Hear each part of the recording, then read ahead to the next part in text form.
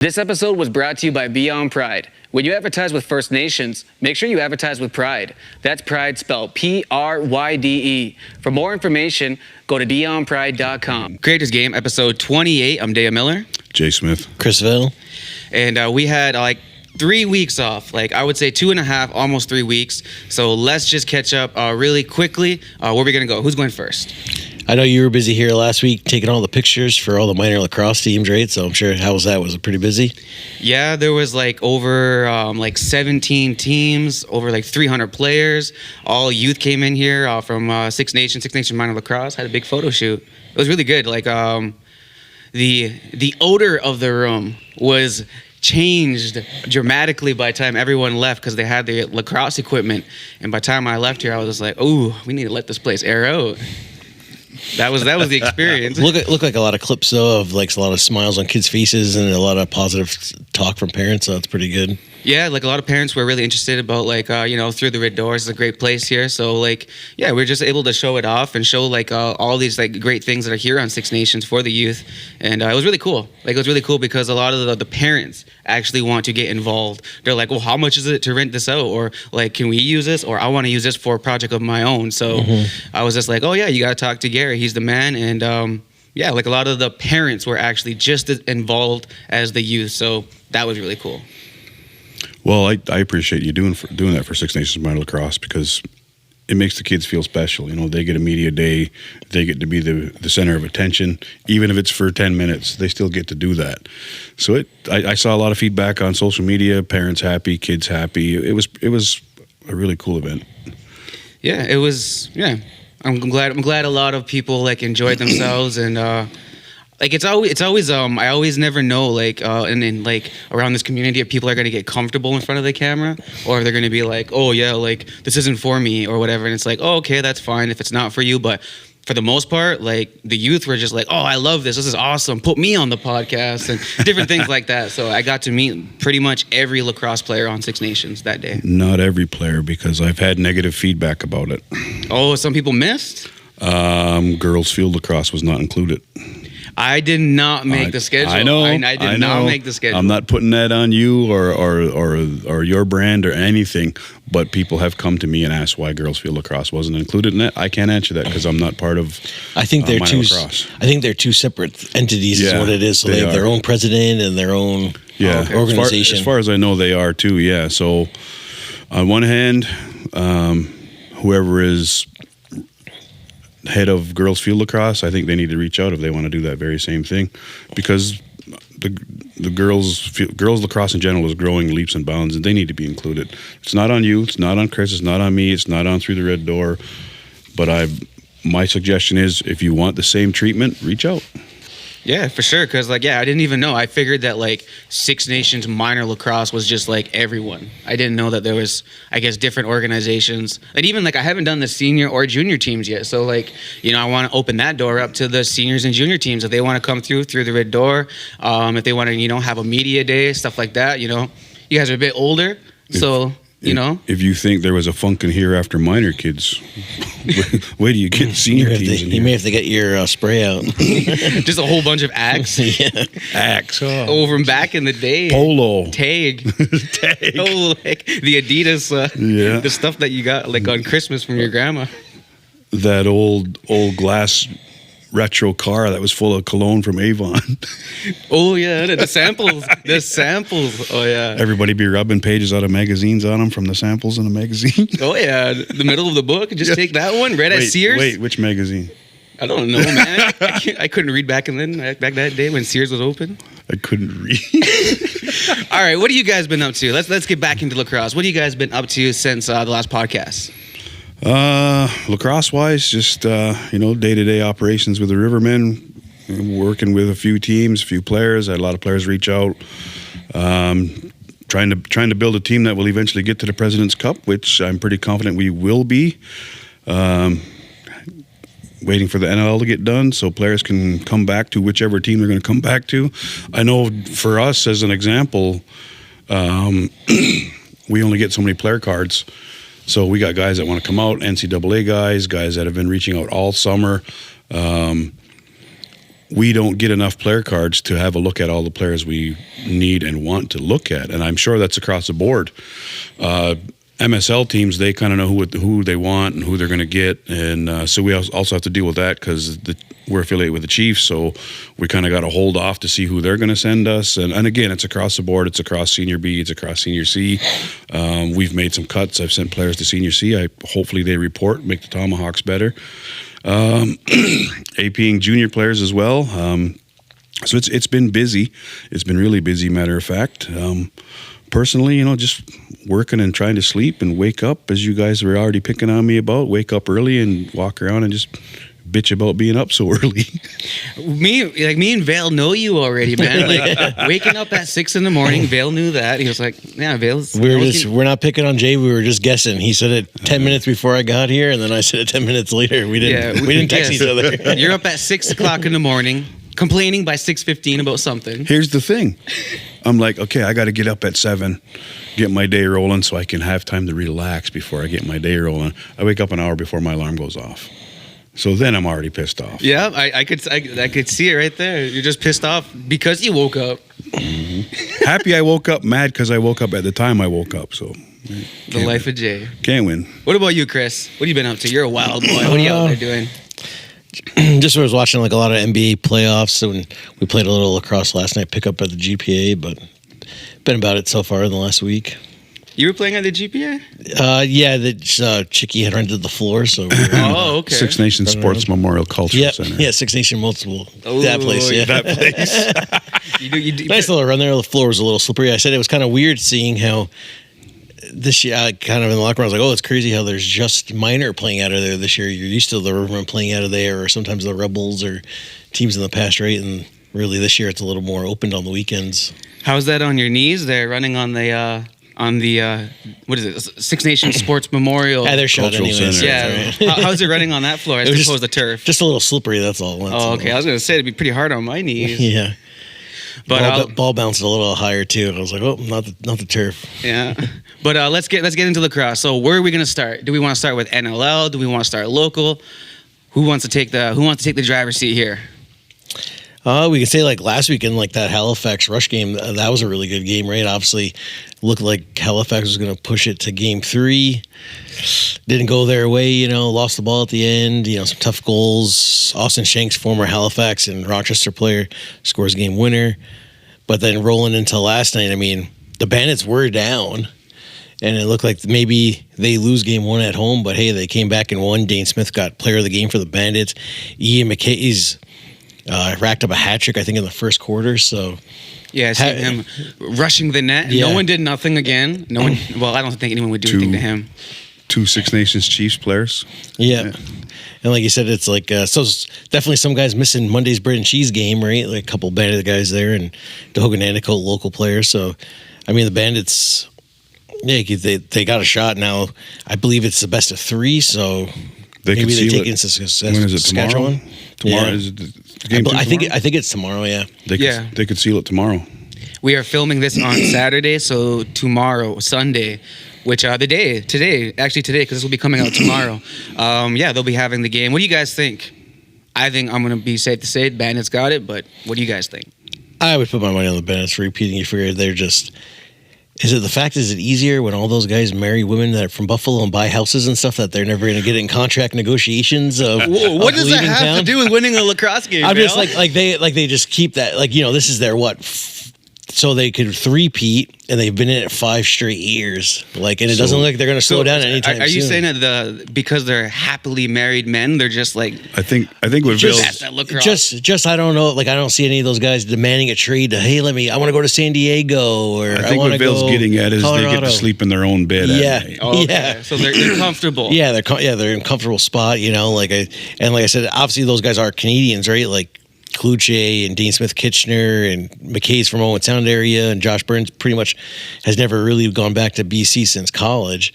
But those guys have all kind of stayed in that local Greater Buffalo area and Southern Ontario area where, like I said, I just don't see any of those guys really demanding a trade or demanding some I don't know, do they go to the Bagulas and say, hey, I want this amount? We don't even really know how much half these guys make. So, well, like, has there ever... You're making that new stadium in Buffalo. You got the money to pay me an extra 10 G's. Has there ever been anyone from the Bandits wanting to leave? Has there ever been rumors of that? Has there ever been anything of like anything bad in the organization though? Like, you figure really for them, like even from Tavares, right? He played over like 15 years for Buffalo, and Steinhaus played 1 year for Columbus Land Sharks, old school team, and then but nobody remembers that. Everybody just knows him as a long time like Bandit. So like it seems like since the 90s they've always had long time Buffalo Bandit players, and obviously too they're treated good, and their atmosphere of them being kind of real.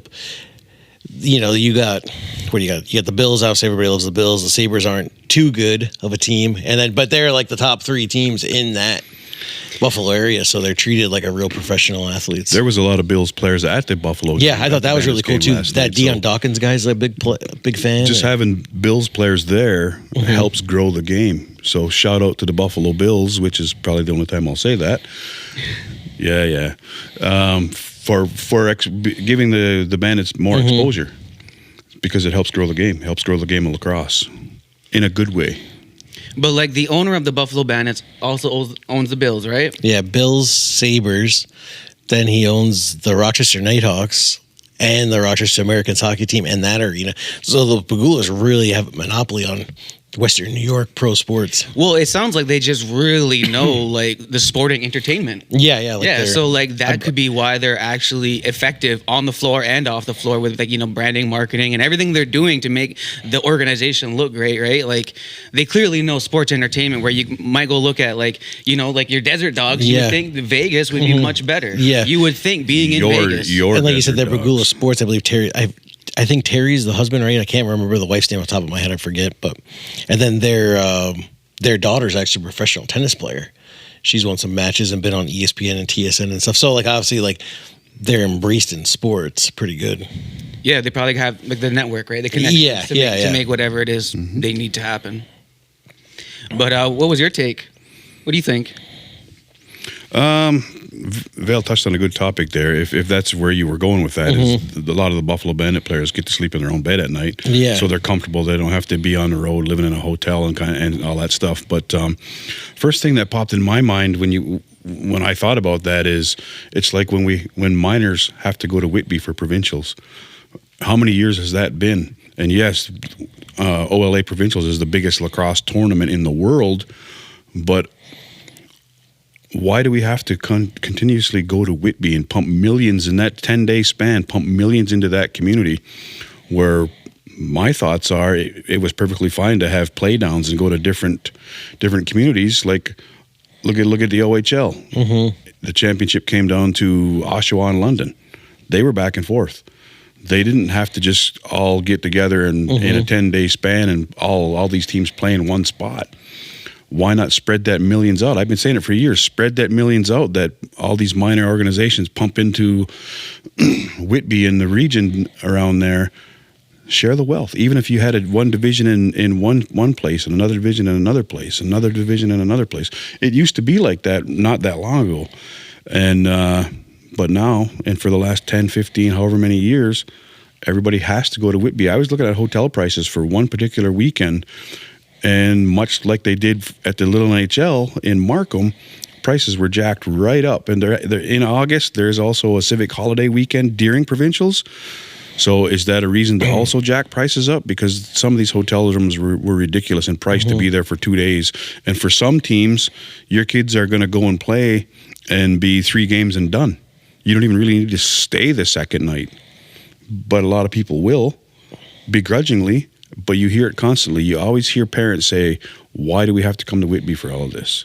So why? Why not? Why? If we could have a U11 provincials here. We could have, Halton Hills could have U13 provincials there, whatever. Why does everything have to go to Whitby? Why? It's not the lacrosse mecca of the world. Dollars and cents. If you want to be a vendor, Chris, you work at ILA Sports, you have to put in a year prior to even have a booth there. If we wanted to have a booth there and sell Creators Game merchandise, you'd have to put in the year prior. something for you to think about. So now, like, what do you think of the Bandits, though? The Bandits, I think they're going to win it. The Bandits are going to win it? Oh, yeah. This NLL championship's done and after tomorrow night or tonight or whenever. I give the Rush a lot of credit, though. They were always like in Edmonton and then the Stars of Saskatchewan always, they were winning championships and going. So I think this was a big year for them to get back to that, right? Derek Keenan, he is like a Whippy Oshawa guy, but he did a good job of putting this team together with their getting Austin Shanks and getting Levi Anderson, that Brock Haley was a rookie. Like they kind of Frank Scigliano in a second year with the Rush. Like he's kind of seen, hey, we needed a goalie. They go get Frankie. They need another good offensive player. They got Shanks and then had some good. Hasn't he been coaching since like '99 in the pros? You figure he been keeps there a long time. He keeps kind of quitting, right? He was GM and head coach, then became just GM, and then they had that Jack Quinlan or whatever, and then. This year was the first year where he actually just said, hey, I'm going to straight up co-coach with Jack Quinlan. And then, but the other years he kind of jumped on the bench last second, and then he fired the coach a couple of years ago, and a different guy a couple of years ago. So it's like. So what if we take like Jay's approach of like we're talking about like Whitby and like Provincials and stuff like that, but like let's also think about like the Bandits. Maybe Provincials works there business wise for that. Let's just use the OLA. It works business wise, good for the OLA. Let's just say like the Bandits. Like remember how we said we don't know how much they get paid, but like they have houses and all these different things. So and maybe business wise, like I said, the Bandits, the owner of the organization, they understand sports and entertainment, so they're not willing to give someone millions of dollars, but they're willing to give them an asset that at the end of the day is still worth millions of dollars. And like you said, we talk about the Pagulas in sports. They have like a solid media team. It seems like the Bandits, where obviously the Pagulas probably, like you said, pull resources from their other teams and stuff like that of kind of, or hey, you want to do Bandit stuff, then you also got to do Sabre stuff. Like it looks like some of those play-by-play guys or those post-game guys do stuff for both teams and stuff, so that's probably why they got some quality. Where if you're Josh Burns and Dane Smith and you want to get sponsored by Evo Shield and East Coast Dyes and stuff, the fact that the Bandits are putting you on a good platform kind of can help you get that side kind of sponsor money as well. I think Rosie hit on it when he was here. Part of the contract negotiations was living accommodations for some players. So maybe that's part of their negotiations. Like you said, they may not get millions, but they'll get this or this or this, which has a dollar value on it. The previous Rush owners, I guess, owned a RV company, and Kersey, the head coach of Halifax, talked in an interview like a year or two ago about when he signed with the old Edmonton Rush, part of his contract was laser eye surgery or something like that. Laser eye surgery. And it was Lasix and getting an RV, and he got the RV but got traded during that season. So they were like, oh, you never get the Lasix? He's like, no, that was part if I came back for year two, but they traded me beforehand. Wow. And he said he had that RV for years. I think he said he sold it to his sister. So it's like, I don't know, like the fact of like those NLL deals, right? Like, hey, we'll give you a car, or we'll give you some rims, or we'll give you some rims, the back end deals of the NLL or summer lacrosse. I need Chevy 6-bolt pattern spinners, please. Like honestly, I see Brock Purdy of San Francisco, right? He just signed a nice contract yesterday. I don't think they're telling him we'll give you an RV, or like I said, there's summer lacrosse. I've heard of guys getting rims, so I'm like, I think he just gets the money and they tell him go buy his own stuff. Right? Imagine that, that's almost insulting, right? You've been you've been playing lacrosse your whole life. I've heard stories of guys from we'll say that San Diego. Who cares? We already talked about last time. The guy had tons of money. I've heard deals of guys getting Disney passes for family, or that's a big thing too, right? And all the contracts, people say, "Hey, fly my family out 3 times a season," and that's part of their contracts on the back end of it. I mean, that's probably something that I would have in my contract, being I want my family to come out and all that stuff. But I don't know. I would still need to see a dollar amount that makes sense to me. It can't be all these other different things. I would still need to be I'm worth this. Because there's a lot of hey, can you give me and my family Disney land passes? Like, is that part of it? Is that just the handshake part of the deal? Like, maybe they never come about with it. Right? Yeah, fly my family out for playoff games, then don't make the playoffs. Yeah. Yeah, that's. But yeah, like you said, and Buffalo's still pretty young. Like Paul Dawson's old, and obviously Vino, right? It's crazy to me, like when you see Paul Dawson, like obviously they talk about being picked 7th overall as a goalie way back in 2006, but the fact that he like fully actually like does goalie like he's not just standing there and getting hit with it. He's like in front of Vino, like actually being like the first goalie, and if it gets by him, then it goes to Vino. Like it's crazy how those Buffalo guys just get hit with the shots all the time. Well, like another one. What about like things that you can get like during the season that are kind of like will keep you like an incentive? So Buffalo Bandits have like kind of a deal with Seneca Casino, right? They must have something I've seen like as a sponsor, right? I'm sure Seneca Casino has some type of thing where you're going to get some type of voucher worth of spending money per goal, per something, or something like that. So when we're talking too about players, whatchamacallits, we were talking about the players, and like I think a lot of Bandit guys like Dean Smith and them, if they want to go to a Bills game, I don't think they pay. Like I'm sure the Bagulos probably hook them up, but a practice squad guy he's still on the practice squad team, as like he's a rookie this season for Buffalo, and he was trying out for the team in the fall, and I think one of those playoff games maybe it was. I was talking to the guys like Dad's friend at one of those. Who did they play? Did they play Georgia? I can't remember now. In the scrimmages at the arena, and I was talking to him, and he goes, "Yeah, him and his dad. He asked his dad if we want to come down from. I think they lived like north of Oshawa or whatever. If we want to come down and see the Bills game, they thought." Like the kid was getting free tickets, but he's like, no, Dad, we got to pay the money. Like, I think he was just the fact that it was like them versus the Chiefs or whatever, and it was going to be a hard game to get tickets for. It was like, oh no, his Pagula connections got him tickets, but he is just trying out and was going on the practice squad, so he was going to have to, fork out of his wallet and pay. Yeah, it's not. I would just stay out. I wouldn't even go to that game. Yeah, I don't think they ended up going. Then the guy's dad's friend was like, we weren't going to pay the $500. Just take it off what you owe me. Yeah. So I got a couple topics here that we're gonna get into so that we can ruffle some feathers first. We're gonna ruffle some feathers. So have you been keeping up with NLL memes? Yeah, he's pretty funny, right? Like, did you watch not this week, but I guess last week, all his memes that he had against Halifax? Like the ones after they lost with the Tarasenko and stuff? Yeah. What did you think of the Halifax Bolt Warren Hill? Did you see it? Yeah, just like I remember the Tarasenko one more where it was like, and then it was more like, like him watching the TV and getting slashed. The one I can't fully remember. It was like, what was that one? There was one about Kurt as well too. Yeah, I seen that one too where he's driving. Yeah, it was like, so we gotta find out who this NLO memes guy is. We gotta find their IP address. And like it seems like a few other podcasts, like they've been on the case and they're trying to figure out who he is, right? But he does do funny stuff. Like yeah, we can find out the IP address. It's not hard. I like the one too where it was like that. Tyler Pace with Del Bianco. We had it all, and you ruined it. Yeah. What did you guys think of? What did you think of?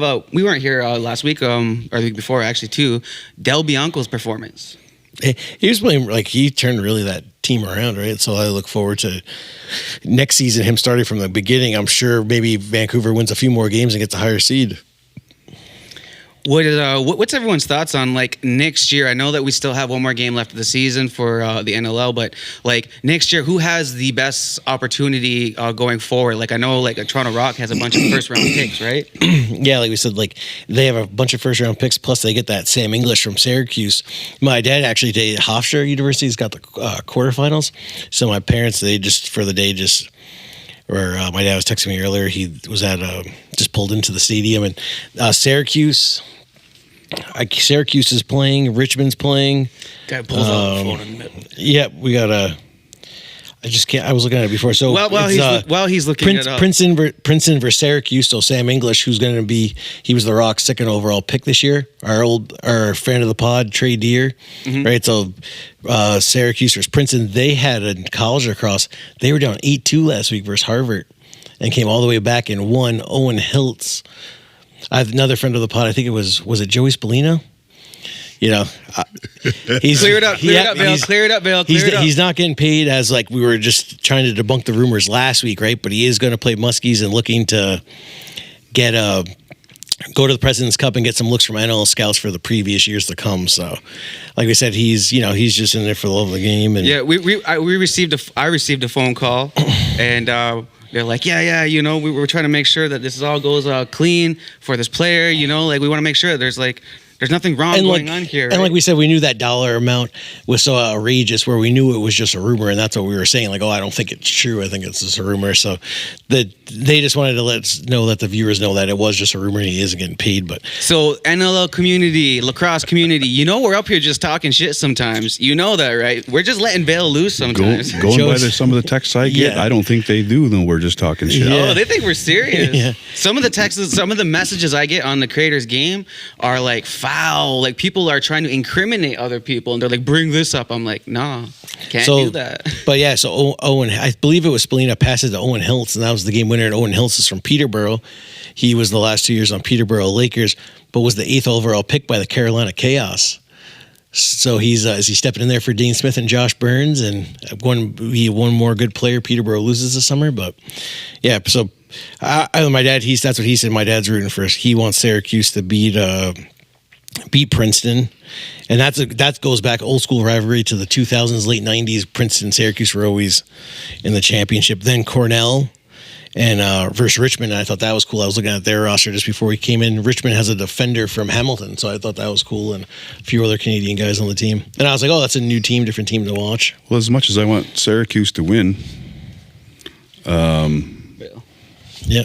If they don't, then I get Greg Elijah Brown back. Oh, there you go. That's I was kind of looking for him on your roster, and I'm like, oh yeah, duh, he's still at school. Yeah, so I mean, it's tough. I want Greg to win. I want Syracuse to win, but at the same time, I'd love to have him back sooner the better. And like we said, Syracuse, like Joey Spallina, kind of your adopted Canadian after playing the last 2 years in Orangeville and going to play this summer again. And then Owen Hiltz from Peterborough, Sam English, Burlington, Greg Elijah Brown from Oneida Nation and London, plays Rivermen, Trey Deer, Ganawage. I might be that Michael Grace from Hamilton. He's a long pole, but they do have a lot of Southern Ontario kind of flavor to their game, right? So it'd be nice to see them, and obviously the legendary Gary Gate coaching behind the helm. So I don't really know much. I wasn't following too much about Princeton, but like I said, that was pretty big year down 8-2. I mean, yeah, they are playing on bigger nets than the box nets, so those guys can kind of score a bit more. And the 99 seconds, as they say. Yeah, that's what's been out on social media. 99 seconds it took for them to turn that around and win. So, kudos to them guys. Richmond, I don't know if Steinhaus, his kid, I can't remember if his kid went there or not. His kid, I thought, signed there. Maybe he goes there next year, or maybe he already left Richmond too. Steinhaus from St. Catharines there. Because I was surprised I didn't see him. There was a guy from Whitby on the team. I can't remember where else, but there was another 2 Canadians on Richmond. Newer program, I think. What they've been around maybe the last 5 years or so, maybe a little more. Well, how about Limestone having to close up while we're on college lacrosse? Yeah, I thought that was. I mean, how many schools that win are 5-time national champions and always a powerhouse, either in it or in the Final Four? Just the whole school just lost money and closed up, so all those players got to go. I was looking, and they had about, I think, 6 or 7 current NLL players when I was looking the other day from Limestone, and then there was another 3 that were in this year's 2025 prospect list. So a school that produced pro players, right? There's local guys from here that went to Limestone. Yeah, like I said, Roger Weiss and Matt Miller went for a little bit. Yeah. So I did have a question about the NLL memes things. Mm-hmm. So there was one of the memes on there was about Warren, and it was basically kind of mocking him about a pregame or an after-game speech or whatever. Who on the Rivermen, or even in any of your coaching, who was one of your players that you coached or was a captain who was actually really good at giving speeches? Because I find that, as I sit up there in the DJ booth and I watch all the games and I hear all the coaches, because I can hear everyone, mm-hmm. I don't really hear that super, super motivational speech. Mm-hmm. Who, in your opinion, was always really good at that, could bring the boys back? Well, currently with the Rivermen, Rod Squire, he gets the guys pumped up. Our coach and president Wayne Hill, he gives good speeches. Former Rebels player, he went to Onondaga, so he's got the experience. But over the years, there was Junior C Warriors years ago, Tyrese Stotts. He was always pumping the guys' tires, getting them going, and sometimes those speeches just come off the top of your head, spur of the moment kind of thing. I don't think anybody really writes them out unless it's the coach or the GM or whoever that's given this long speech. But a lot of times these pump up speeches come from the heart, off the top of your head. And I haven't seen this meme about Warren, and I mean, I get it. This NLL memes guy is doing what he does, and he's getting a lot of follows, and a lot of people love him. I think the timing was bad, win, lose, or draw, because Warren is still mourning the death of his mother. And to me, I wouldn't be making fun of anybody who may be going through a rough time mentally or emotionally, and then having to deal with losing a game plus going through a family tragedy. Yeah, I don't think the NLO memes guy would probably know that. It was all over the world. It was all over all social media, so I don't know how he couldn't. Yeah, true. But like it kind of like what I was gonna go into after this, or through this segue, I guess, was I was at a fire, and who are they playing? That's what I was going to say. Your experience with Tuscarora Junior B. So right? I was at the fire and Tuscarora game. Just past when was it? Sunday was it? It was last Sunday, and basically Fire was up by like 6. End of the first period. And who's the coach of Tuscarora? I believe it was going to be Randy Chrysler that got. So Randy Chrysler takes his whole team, and again they're down by 6. They're Tuscarora. He puts them out at the line there, and he says they start running throughout the whole first period. The Fire goes off the floor. The Fire goes in there, and I'm sure they're in their dressing room, and they're up by 6. I'm sure they're cheering, they're happy, they're whatever they're doing, but I'm sure they're sitting down and resting. They get back out there, and they end up losing the game.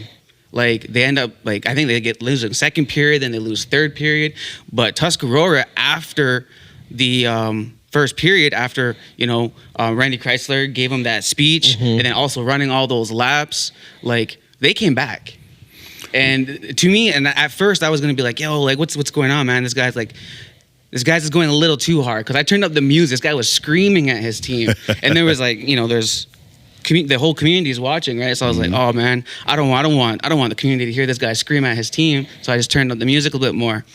But sure enough, they came back. So shout out to that coach, because that coach did his job. That team came back and they won. And this isn't to hate on the Fire. This is just that, don't ever give up. Don't ever go back in that dressing room and think that you're up by 6 and you can just go out there and just not leave it all on the floor. You have to go out there and you have to play just like you did the last period. Play every game. Play every time you step on that floor like you fucking mean it. Right. I know Randy. Randy's a great guy. He's obviously a great motivator. He's coached here before. He's coached the Arrows. He's he helped coach the Team 120 women's team that won their first ever medal. I know Randy. He's a great motivator, and yeah, he gets fired up, and he can be intimidating. But talk to him. Great guy. A lot of lessons that he gives, a lot of lessons that he will admit. I learn every day too.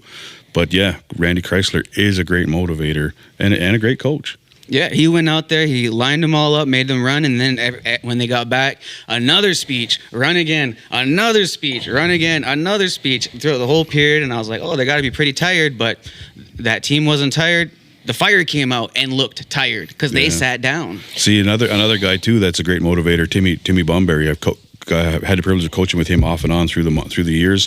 Defensive coach for the Rivermen this year. Great guy to just sit and chat with too. But I remember I might have been bantam age, which would be what, U15 now. I remember our team lost, and Timmy was pretty livid. He made the boys full gear, don't get undressed after the game. Don't get undressed. Made them go out and run the track. And was that was the first loss, I believe, for the Fire? That was their actual first home game, I believe. Yeah, they had 2 cancellations. I guess Tynanega pulled out of the league, so they didn't play Saturday. And Seneca, we talked in the previous episode about them not having the players the time to roster to come over and play. So kind of sucks for the Fire. They had those 2 kind of cancellations, and then they did have that lost Sunday. But I didn't know they played Allegheny and they won, and I can't remember who. I feel like they played another road game, and had one. like no, they definitely like they have talent on the team. It was just that like it was the miracle, like that movie, The Miracle, right? The guy just makes the guys run and then they win. Exactly. And it was just like, and I filmed it too. I literally filmed it because I was just like, at first I was gonna be like, yo, this coach crazy, right? Like, let your team chill for a little bit. They're down by 6. They're getting slaughtered out there. They were getting embarrassed, but then they ran. They came back, and like nothing against the Fire, but the Fire just need to play every game like it's their last. But even that whole Junior B loop, what's up with these teams? Like they know when the season's coming. Mm-hmm. They know when the start date is. Get your shit together and have your team ready. Like all of a sudden, they were there. Like they were ready. No, but I'm not those two teams, but the War Chiefs all of a sudden don't have enough players. Tynanega has to quit for whatever reason. You know it's coming. Start recruiting early.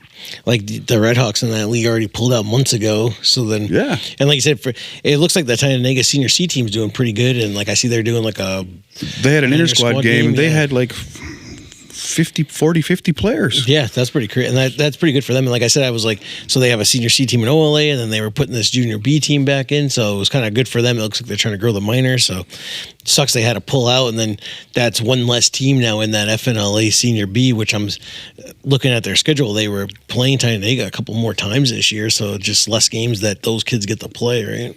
Yeah, I hear you. Let's get political. Did you guys know that Tynanega is now starting to serve alcohol on their reserve?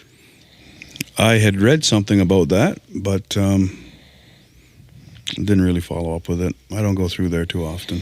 Yeah, I don't either. I just think that's like, I don't know. That's kind of like if one reserve does that, you're gonna start seeing other reserves. There is a business down here that put it out to the public for a kind of like a survey to see to inquire about them applying for a liquor license down here to serve alcohol.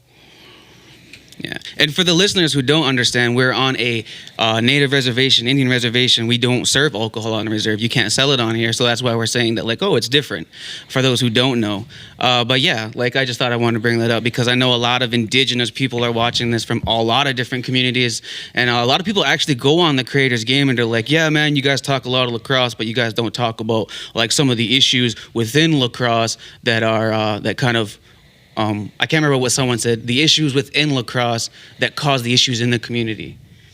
And like, I didn't get too deep in with this person because I wasn't from their community. So like, I don't know, but I can only imagine, some of the issues that lacrosse brings to our community. Well, can we really speak on them? We can probably touch extremely lightly on them because oftentimes they lead to legality issues and we can't speak on them because one, we don't know. Another, we don't want to say anything that may cause opinions to sway towards somebody or towards a team or towards whatever. And the other thing is we don't know what goes on. So I know a lot of things that come up in this community are how lacrosse players, some esteemed lacrosse players act outside of the game. That's got nothing to do with the game, in my opinion. A person can be the greatest player in the world, and if they go out and act a fool, that's on them. That's not on any game. I can't remember if the Rebels, too, was in your docket. You figure they're having a good season. Well, I want to touch on that. We're not going to skip this. Yeah, I know you want to get right into lacrosse. We're here talking about some Indigenous communities over here, so let's talk right here. So like, yeah, no, I 100% agree with that. That like the person that you are on the floor when you're playing the game, when you're using the medicine for what it's supposed to be, I think that's who they are and they're playing, and we should champion that person when they're doing that. And if they come off the floor and then they act like a different way, and they're not, carrying that medicine with them, they're not acting, the way they should be, then yeah, we all just kind of step away. But I don't think that and this happens in every community. This isn't even specific to Six Nations. This is like, it's any. Well, I was gonna say, like the way you're talking, it's like it's anything, right? It's the. But then it's stereotype. Well, like you're saying, it's your ways for this, and then it gets entitled in the States of, oh, it's the preppy white sport, and then those kids, they drink and do this. Or then there was the Virginia player that killed the girls lacrosse player, his ex-girlfriend. There was the players down at Ocean City, Maryland, where the cops bust the party and the goalies doing cocaine. Like, you know what I mean? There's been like, oh, their lacrosse players are partying. Or when I went to school in North Carolina for the year, our trainer, she was a Southerner and girl softball player, and she said a lot of girls on the softball team dated the basketball players, and she said, we were told by our softball coach to stay away from the lacrosse players because they're all from the north, and kind of, like, we have an attitude, and we're, this, and maybe not entitled, maybe sometimes you're entitled, but just of the partiers and the crazy guys. And it's almost kind of like and kind of too, like, that's why a lot of lacrosse players are kind of the same. And a lot of you hear crazy stories about guys in 2000s playing Arizona Sting, and the guy's all boozed up and he jumps off the hotel, and like, you know what I mean? Like, legend. Yeah, like, you know what I mean? Like, there's like a lot of, where's that guy? Get him on the pod. Yeah. There's a lot of crazy guys, right? Well, those, see, when I say people message the Creators Game account, those are some of the things that people are coming at. They're like, hey, yeah, you guys are championing all these players. Well, why don't you talk about some of the issues that lacrosse brings to the community? There was even a player, he was really good and won a championship for Division I school back in the day. We'll say it's around 2010-ish, 11-ish. And next thing you know, Inside Lacrosse says, this player is suspended and whatever. And I call my buddy up and I say, hey, how's he suspended? Oh, you're still at school. How do you know that? I'm like, it's on Inside Lacrosse. And he's like, it's for weed. And years later, it turned out he really failed the piss test for cocaine, right? And then it was just like, they had to kind of more or less say it was weed. But I knew, and that player, and he was from a rich, affluent family too. And I think the guy's probably off in the business world working for like a Merrill Lynch or Citigroup or something now. But so it was like crazy how some things, and then that was a thing too, where if you get suspended in NCAA, I believe he tried to come back for a fifth year, but because it was a drug related issue, he couldn't. Then there was also another time too back in the day where UMass had a fraternity. UMass is known as ZooMass. It's a party school, and a lacrosse player got thrown out of a frat party, and that player went back to the lacrosse house, and all those lacrosse players went over and beat up the frat. and a few of those players, one guy went from, he got kicked out. He went from to OCC to Limestone, and another guy went to OCC and then Quinnipiac. So some guys got kicked right out of the school. Their other best player had to sit out that whole season and then come back and played. And then he tried to transfer to Virginia to play a fifth year, and then he wasn't allowed to because they were like, you got suspended for like an assault incident. So you can't just all of a sudden just play your senior year again. Like, you kind of lost that year of eligibility. Yeah, because I think even another person even asked this, so what's you guys' thoughts on people using steroids? Are you guys because box lacrosse is very intense, and it's very you want people to be hitting each other. So, and then with all the fighting going on, I think someone was even just everyone's all roided up and on cocaine and stuff like that. And again, these are just people messaging based upon reels that we made. So they're just there's just random people being like, yeah, lacrosse is just a bunch of this and that, and I'm just I don't respond to it, but these are some of the stuff that. That's one thing I feel like personally, I've never really seen steroid use. I don't know if any guys have been on steroids, but that's one thing I've never really seen. But it could happen though, for sure. Well, at the end of the day, we can only speak on topics in our community because you're right. We don't know what goes on in other communities. Look, some of our viewers may not even have lacrosse in their community, so we can't speak on what goes on there. They do drug testing even in minor. I remember being at the minor nationals, and they were randomly pulling players in U15 or bantam and drug testing them. Well, look at the Worlds a couple of years ago, right? We knew guys suspended because of, but that, I thought the World Games drug testing was weird. That was so weird that you drug test in July for the World Games, you play the whole World Games, and then months later get suspended. I thought that was weird from a couple summers ago. Do we nitpick? Do we try to rake somebody over the coals based on their personal life and their personal decisions just because they're a lacrosse player? You're right. A lot of topics, sports related, when it comes to assaults, death, whatever. The first thing that the headline says is lacrosse player, baseball player, football player, not this is Chris Vail, who happens to play for the Reds Dogs, who also did this. Look at the Duke rape case, right? Those guys were kind of politically, that DA who had held his motivations. You got what? There was 45 players on the team, and then the stripper was shown mugged the team roster of the 44 white players and not the one black player, and was like, who raped you? And she said, this guy, this guy, this guy. Which you can't do that, right? You got to mix it up. Or you see cops show you things, right? They'll show you maybe the suspect they think, and then a couple of guys they don't, where they can't just show you the Duke Lacrosse roster and say, pick guys out. Yeah. And then it was like, and then it was literally that. And look at her. She killed like an ex-boyfriend and still in jail, right? And then those other guys went off to Brown, Loyola. Then didn't it turn out that she had lied? Well, like, But that was a very much case that almost kind of, that's 2006. They were just coming off a national championship. That was very much like a stain on lacrosse and like a black eye. And that was when the CNNs and everybody start coming off of it's a privileged sport, or this and that, or this. That's the guys that, wear their white collegiate hats backwards and drive their nice cars. And wasn't there, again, this is like not in lacrosse, but the same type of kind of scandal type of thing happened in the media with hockey? Like in 2018 or something? The case that's happening now, I don't get, I don't really know so much about. Yeah, it's still ongoing, but it happened in 2018 or something. Like yesterday.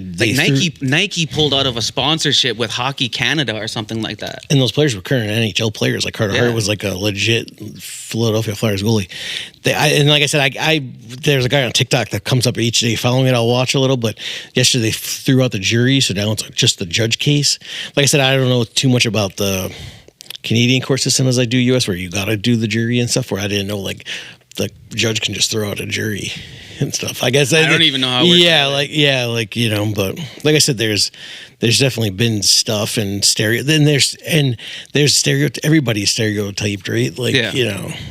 But yeah, just as I always have to play devil's advocate. As much as there's positivity on this show, there's still a lot of negative stuff that comes to the Creators Game podcast account, and it's usually always trying to sometimes they'll be just bashing certain players, and they'll be like, yo, talk about this player. And it's like, I'm not going to do that. No one here is going to do that. That's not what we're here to do. We're here to uplift the sport. We're here to grow the sport. We're here to, highlight great players who are doing great things. Like you said, any sport or anything, how many NFL players are beating up their wives, and then how many basketball players are getting, what I mean?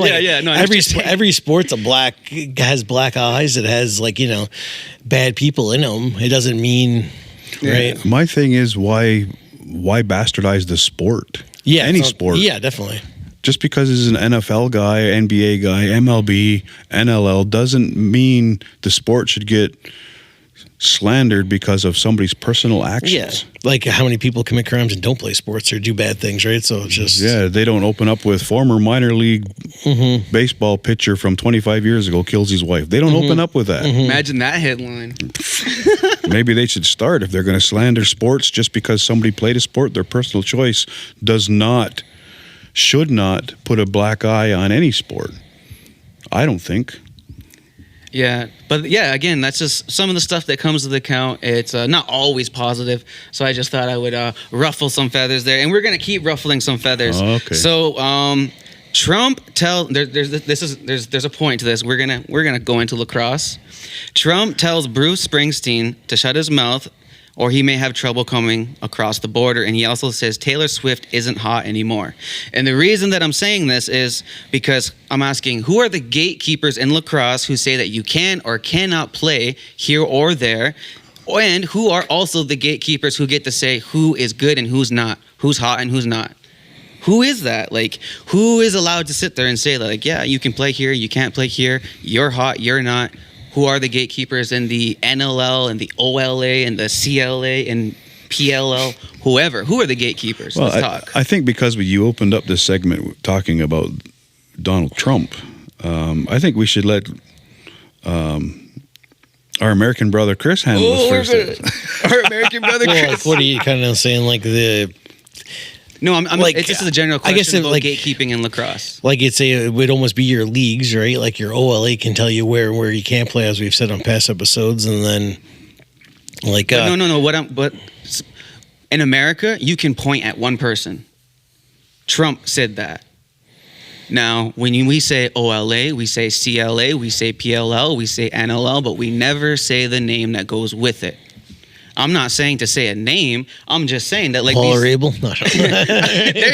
there we go, Bale. There's the dogs off the leash. I don't know. Like you said, or it looks like Paul Rabil. He's kind of tries to be the the poster child of lacrosse. He'll say this guy and that guy, right? But it looks like he's doing another show by Peyton Manning's production. I forget what it's called again. He's got a production company, and then he's got a show coming out. Yeah, but it's gonna be on like ESPN Plus, and it's like Rabil.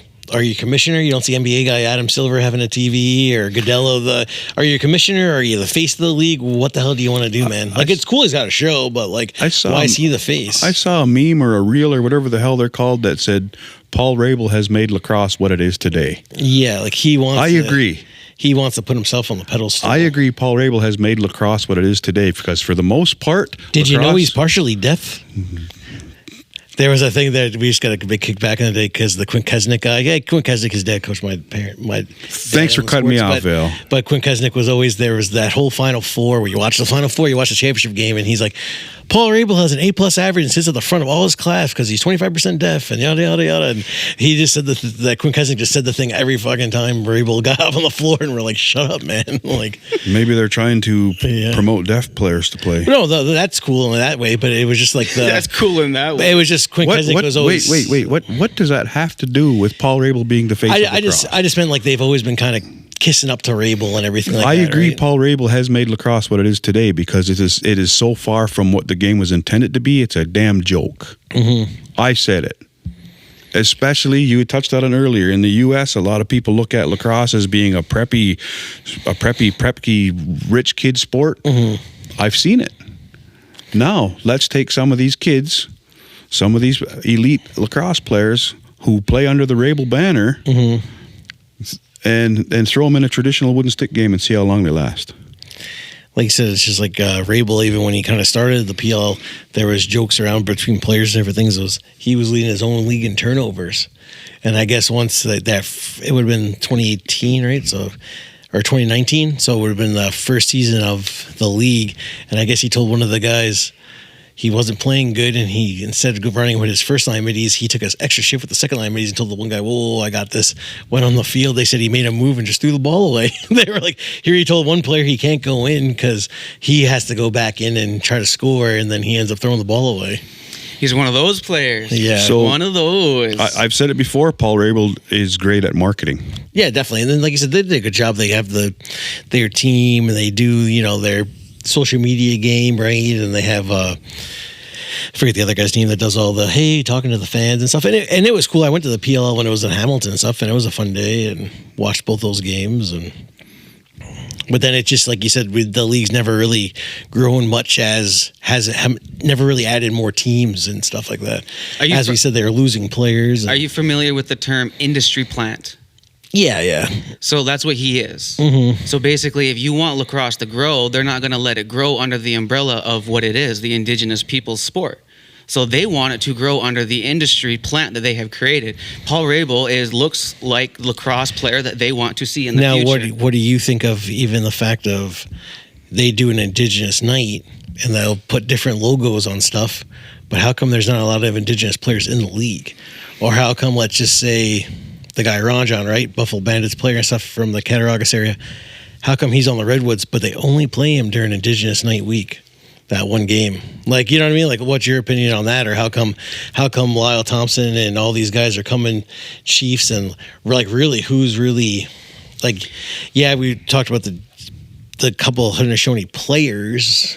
They aren't guys that grew up on reserves, Kyle Jackson and the Jake guy and stuff. Well, no, they're good at marketing, right? It's Indigenous Day. That's what they need to do. They want to market their Indigenous player. However, they are trying to create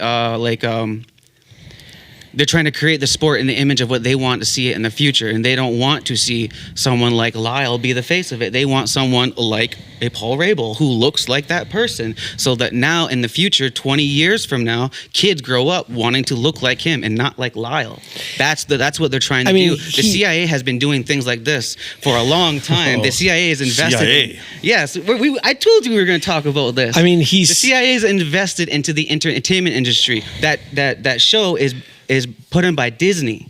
Disney has been doing stuff like this. They're trying to rewrite history. They're trying to rewrite what the game is. So when they market it to these new consumers, they're like, no, this is lacrosse. Paul Rabil's lacrosse, not these Indigenous people in Canada. Keep them quiet. I know he's always like I disagree a little just because of the fact of, I know like when you watch like the documentary, the PLL and stuff, and MLL folded, and he's like the first player, like Lyle Thompson was a big face of that league. Like they definitely promoted him a lot as well. I would love to ask him why he left. Yeah, like I don't know, like That'd if he didn't really want to, if it was just the travel, and if it was just like, hey, I'll play local league Chiefs and don't got to worry about flying to Denver and Utah, and because they do it all winter long, right? But like I said, I know Rabil did say like the first guy I wanted was him, and this and that and this, and they did promote him a bit with the Cannons. I don't think the Cannons team had success when he was there. You're into hip hop, right? Yeah. So you know what an industry plan is. Yeah, you understand that like people are put into positions. A lot of the so that shitty in the rappers future, nowadays, right? Yeah, They're all like industry plants, right? Yeah, like people are invested into this type of character, this type of person, and they want to see this type of person thrive so that in the future you can create more people like that. They don't want to see us thrive. They're not going to put us on the pedestal in that league. Yeah, and it's just like, I don't know. The PL's different, like just weird, right? Like just so weird. It didn't really, it's not like the MLL, but it's not, I don't know. So for everyone listening, if you think you're watching real lacrosse when you're watching that, hey. Them and the NLL are competing leagues. You know, we want to run our league later. We want to start earlier, kind of thing. They compete for players, right? He's told. I think that's a big reason why Matt Rambo stopped playing for the Wings and stuff a couple of years ago, right? Like, oh hey, I don't. He has wanted players not to play in the winter time to risk injury and stuff, and play in his PLL week championship sixes thing event and stuff, right? Like, well, see, now having said that, PLL, NLL rules, whatever the hell's going on. If you play one, you can't play the other. Come summer ball, you can't play this, you can't play that. We don't want you getting hurt because we want you to be our poster child. We're invested in you. Which, again, you want to create the best image possible. So please don't get hurt. We don't want you to ruin your pretty face because you're going to be the face of this league. Fine. But when you get players who are grinding every day in this sport, who can't come and play because they are away on training for work, or they are away on training to do better themselves for their family, for their future, because they know lacrosse isn't going to pay for their future. Those kind of players I can respect. But if a player to me has to take a season off because they have to abide by this rule because they're going to be the face of the league, I don't buy it. I don't buy that. Let the player play that has the passion, not the pretty looks. If the PLL wants to do this to players and they want to pump their tires and make them the preppy, pretty boy, rich kid face of the league, so be it. Why don't you go back and look at where the game came from and look at the struggles that Indigenous people have had to fight for hundreds and thousands of years to get to where we're at, only to have our game stripped from us, totally changed, doesn't even look like the traditional game that it was. And then I'm going to make you the face of the league for 1 year, 2 years. Well, it's like, obviously they're not even going to have Zed Williams this year, right? So that's one less guy. Where they let him kind of play with the wood stick last year during that Indigenous week Only game. during that game? I only ever seen him use it during that game, yeah. See, guys like that, they pay homage to their people. If the league is going to let him play wooden stick one game, maybe it was his choice to only play with one game. Yeah, it could have just been his. I know he is a Maverick sponsored athlete too, so he's probably got to use their stuff. But why not use it? Why not let any player use a wooden stick all season? Now, would that be cool? Get a wood stick and let's throw a Maverick on it. All right, maybe pump some out. Just throw a hit on there? No. I'm saying throw the Maverick logo so you can use it all. So you can use it all year. Oh, I should have. Because, like you said, he did use the Woody when he was playing long pole for the Haudenosaunee team the whole time, right? And then but I believe it was just that one weekend he used it to play attack.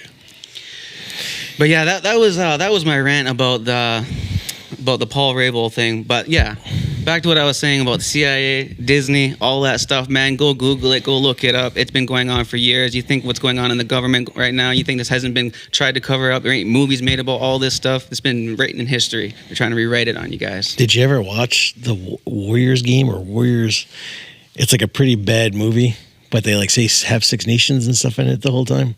No, what? It's like yeah, what the hell is it? It's There he is. No, yeah, it's supposed to be. Come on, Encyclopedia. It's supposed to be a lacrosse. It's got your buddy Adam Beach in it and stuff like that. Oh, Adam Beach. It's like a soldier, and he goes to school in Virginia.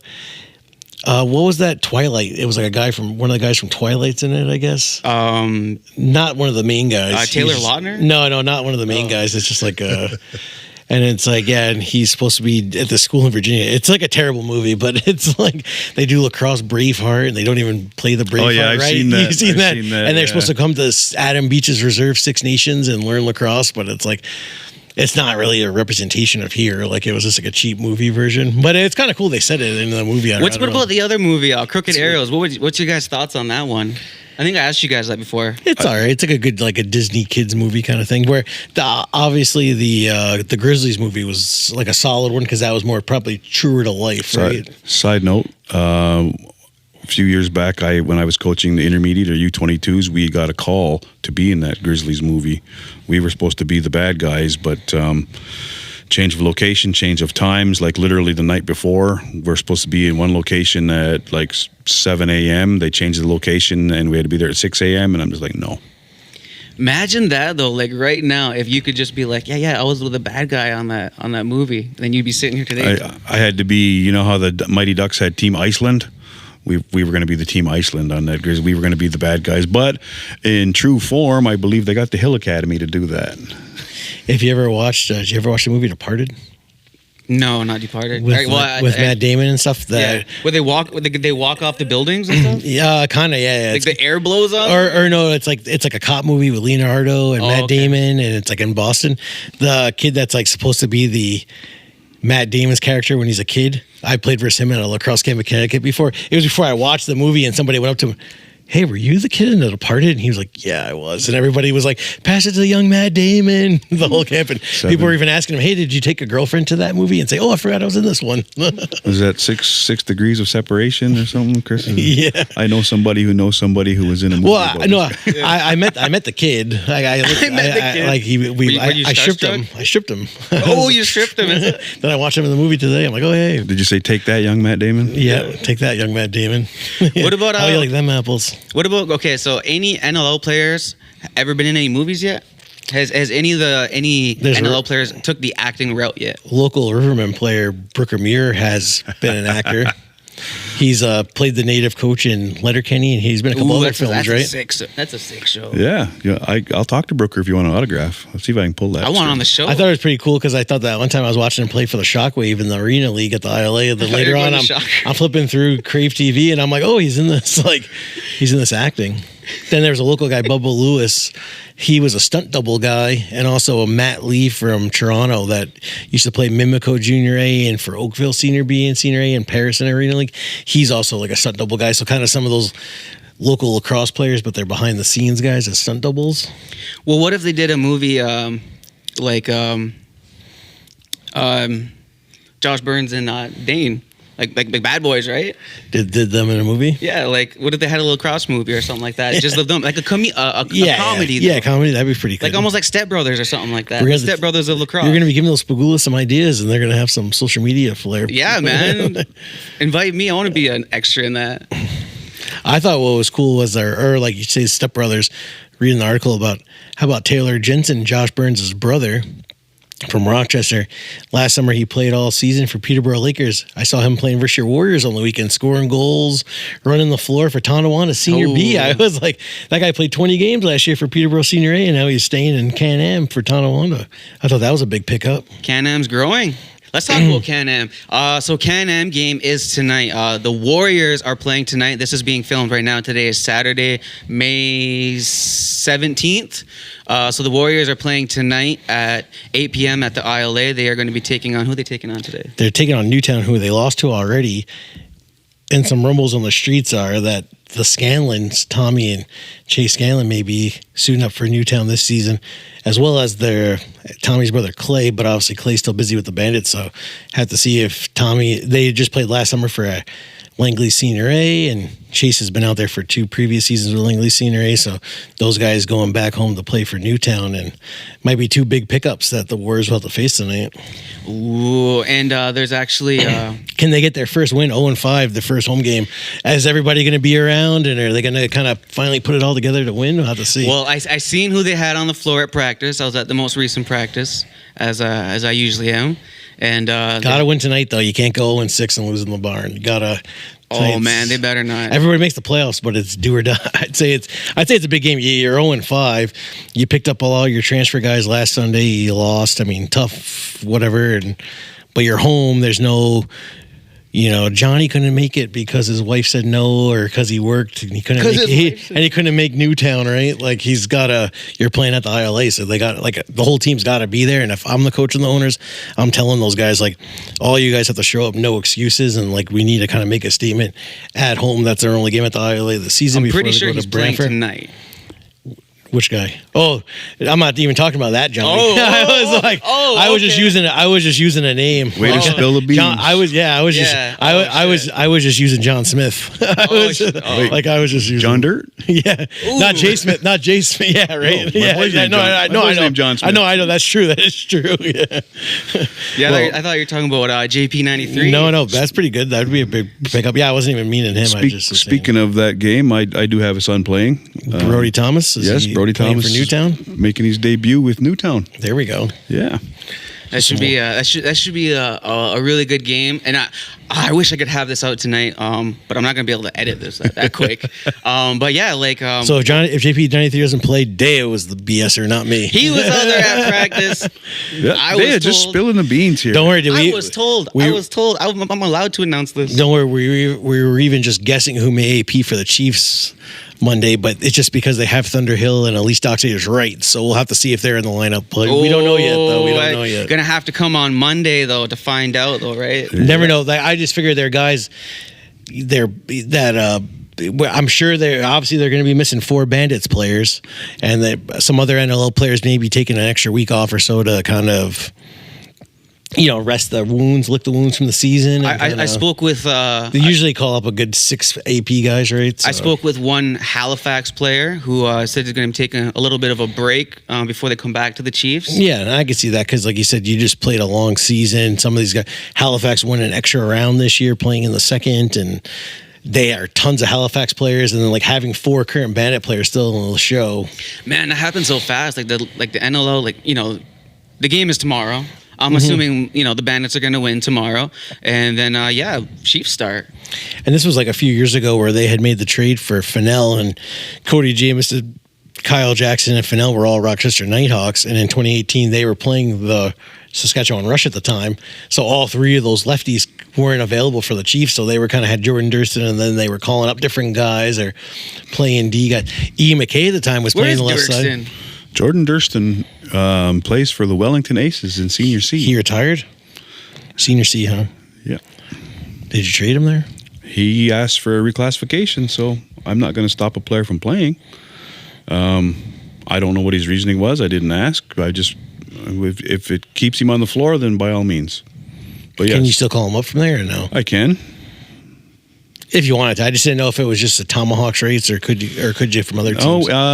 What happens is a lot of the teams, affiliation, of course. Mm-hmm. Some would say that you are automatically affiliated by location. Doesn't mean you have to stay affiliated with only that team. Prime example, Arrows are affiliated. Some would say automatically with the Rebels, but they're also affiliated with, is it Ganawagi this year? Yep. And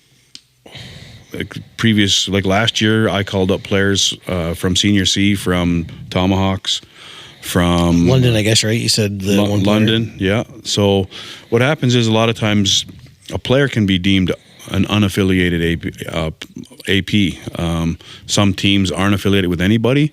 But then there's variations of how many games you can use them for, as opposed to how many games you can use a player from an affiliated team. And like we said last year, Rivermen, they're always traditionally the Chiefs affiliate, but then like you said, you had Haywires, had Kohlberg had his rights, or Elijah Brown had Owen Sound. Yeah. So, or even this year, right? If he's Owen Sound or Tyler Brown's Owen Sound, but then the rest of the guys you have would be Chiefs or would be assumed affiliated. Yeah, affiliated. Yeah. You don't have to file the paperwork when you're from the same community. Yeah, definitely. So what generally what happens too is that it's usually the lower team that has to apply for affiliation to the higher team. We just had a junior B team reach out and ask if we wanted to affiliate with them, like just in the last couple of days, but it's too late. And like you said, I seen you guys had called up Dale Birding for your guys'. Was that your first home game, right, with Collingwood? I went to that one. Yeah, it was our first home game. Yeah. So I seen you had called him up from Rebels. I thought too, for Rebels, like having a good season, they had picked up a reclassification player, Cash Dockstader, reclassified. He's played Arrows the past couple of years. He dropped down the Rebels. Fun fact about him was Peterborough Lakers drafted him in this past MSL draft, assuming he was done junior, but here he's got one more year left, so they had to forfeit that draft pick. Yeah, I talked to Cash about that, actually. Who was the general manager who dropped the ball on that one? He didn't look at the birth date. Yeah. Well, I talked to Cash. There was a few other guys, a few other native players that I talked to about possibly joining the Rivermen. They're still away at school. One guy just played for Albany. They just got beat out.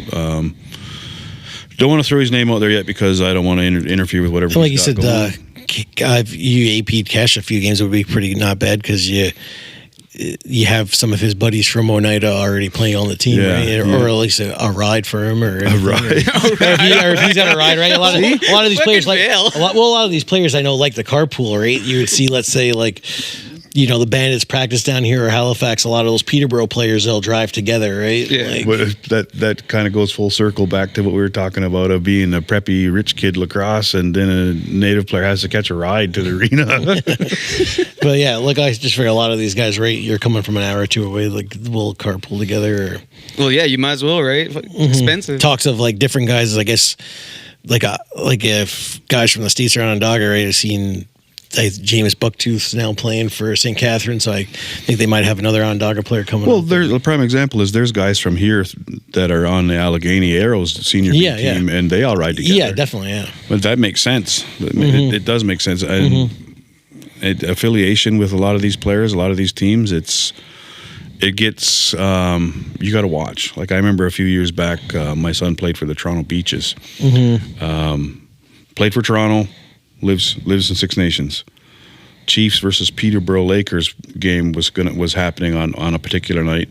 They both called him to play. Lakers called him and the Chiefs called him. And so what happens is if you go play for one team, they basically kind of have your rights over the, like if he would have went and played for Peterborough, he'd have been Peterborough's call up rest of the year, and the Chiefs wouldn't be able to touch him. So players got to be careful too when they get asked to play. That kind of makes sense because you don't want to. Yeah. That makes sense to me. I wouldn't want a call-up playing on two different teams that I could be potentially playing against. Maybe think of a player that recently was picked up by the Chiefs, Latrell Harris, where I was kind of looking at some stuff, and he was Toronto Rock, and he played junior A for St. Catharines. There was a game or two while he was playing junior A for St. Catharines. Oakville was able to call him up during that season to play, but then when it came time to get drafted, he got drafted by Kohlberg, never played. Then last summer, Kohlberg traded him to Oakville. He didn't play because he was rehabbing his knee from tearing it in the PLL the year before, and now this year the Chiefs. So he's never really technically played as a senior player while being senior age. He's only played as a junior call-up before because then he went PLL and then had a knee injury, so... How is Allegheny doing? Are they still just out there just getting numbers? Yeah, they're out there spanking spanking they're like everybody. 24 goals a game? They're out there spanking everybody still. They're going to be fun to watch if I ever get to watch them because their NLL guys haven't got there yet, and they're still spanking everybody. They're only going to get stronger. But having said that, it seems like most teams in Can-Am are loading up. There's rumor and talk of this team getting these players, and like Chris touched on it a little bit about what the players Newtown's getting. I've heard that Newtown is getting more than just the Scanlons. Yeah, I could see that, right? Like you said, Tonawanda, they're loading up a little bit.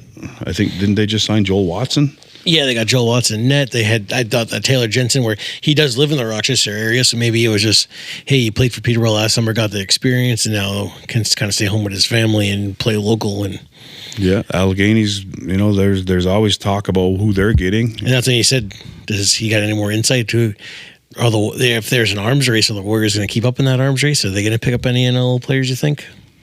Well, to be honest, I haven't heard anything about any more players coming along. Because you kind of almost, even Akwesasne Bucks, they're back. The old owner sold. They got rights, and talking about stuff is just like you kind of need. Kind of in Senior B, if you got to have you're only allowed 3 NLL players, you kind of got to use them to compete, right? Like, you know, those rules are raising their ugly head again too. Is it 3? Is it 35 and over? You don't count. Yeah. Is it hometown boys again? And I know the last time I brought this up and we made fun of all of those rules, I got a text from someone in the OLA. And the clarification, not only for OLA, but across the board is going to be needed again, I think, because I'm hearing rules were told to Can-Am that are different from the rules that we were told for the OLA on this matter. As it is, Can-Am can have, 30-man roster? Whereas the OLA can only have 25. But when it gets to the President's Cup, it's Lacrosse Canada or CLA, whatever. So how many players is Can-Am going to have to whittle down for their representative? If they're allowed to carry 30 all year and then have to whittle it down to 25 and an extra goalie, who do they let go? So let's say, too, for some of these OLA players, do you got to get reclassified? Like, these teams are picking up Senior A OLA players, or do they got to reclassify and then do the transfer? My understanding is if they put in for a transfer, that also covers the reclassification. Gotcha. It's like it all at once. So, I mean, which is a good thing because reclassifying players, even because if they're coming from Senior A, whether it's in OLA or any province, it's a bit of a headache because you're waiting for that. And players you may have had last year when their rights, if it's only a 1-year deal, they go back. So then you got to go through the whole process again. And at the end of the day, let's be honest. If I email you something and say, send this to Chris, it can be done in a couple of minutes. But transfers, I imagine Lacrosse Canada is getting a ton of them. And I don't think they should take days. Like my son Brody, he transferred from OLA to Can-Am and his transfer took weeks. And it shouldn't be like that. I get that they're busy. I get they're dealing with like 15,000 players across the country. I get that. Maybe they need more than one person handling the transfer. And what are they looking at? They're just kind of looking at it, making sure all the paperwork's in order, these guys? There's a lot goes on, and I get that sometimes emails stop at a certain person and they overlook them, forget to look at them, start looking at them, get distracted. I get it. Lane, too, he tried to put his transfer in like April 2nd. It was almost the end of April before it was approved, and there was a fella on the Can-Am side of it that was like, oh shit, sorry, forgot about this. Once he turned his computer back on, it was done literally within a couple of hours, where it should have only been a couple of hours. It does take a few days, I get it. If you can get a transfer done in 4 or 5 days, that's pretty good timing. If you can get a reclassification done overnight, it's happened. It's happened with us this year. We got reclassification done overnight. So on one hand, kudos to those guys in the OLA who are on the ball and speed up the process. But Lacrosse Canada, like, are they dragging their feet on purpose? I don't know. And it's not just always this team or that team. It seems like it's across the board. So when you get to the Can-Am, then there's a whole other set of rules. So that probably don't affect the transfer, but why does it seem like transfers are slowing down when it's going to Can-Am? Oh, definitely, yeah.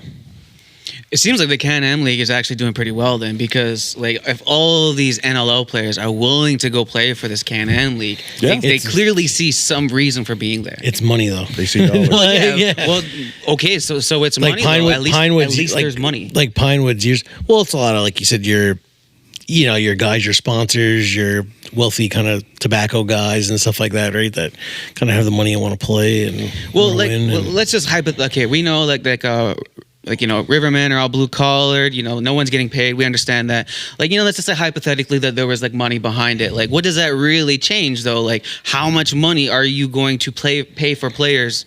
Like, kind of, I think how much you think it's probably Allegheny is playing per year for all the players? It's probably different for some teams too, right? Because if you don't have to pay all these NLL guys, are you paying Joe Schmo, like the regular guy from like a regular Senior B player? Are you actually paying him? Maybe some of those teams are, maybe they're not. But like obviously those NLL guys, it's tough because they want to get paid because they get paid to play all winter. They're pro athletes, so then they just go playing for free. Some guys do it, but some guys then also too want to get paid the professional.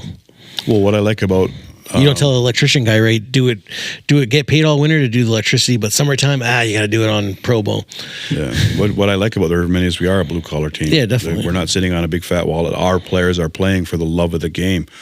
So what it boils down to is, how much do you love the game? Do you want to try to win a national championship based on raw talent and heart? Or do you want to try to win a President's Cup based on how fat your wallet is? And have we seen before in the past that those teams that are kind of paying all these players, do they really win? How much money has been blown on teams that have, lost in the President's Cup, not even performed well in the President's Cup, not even made it?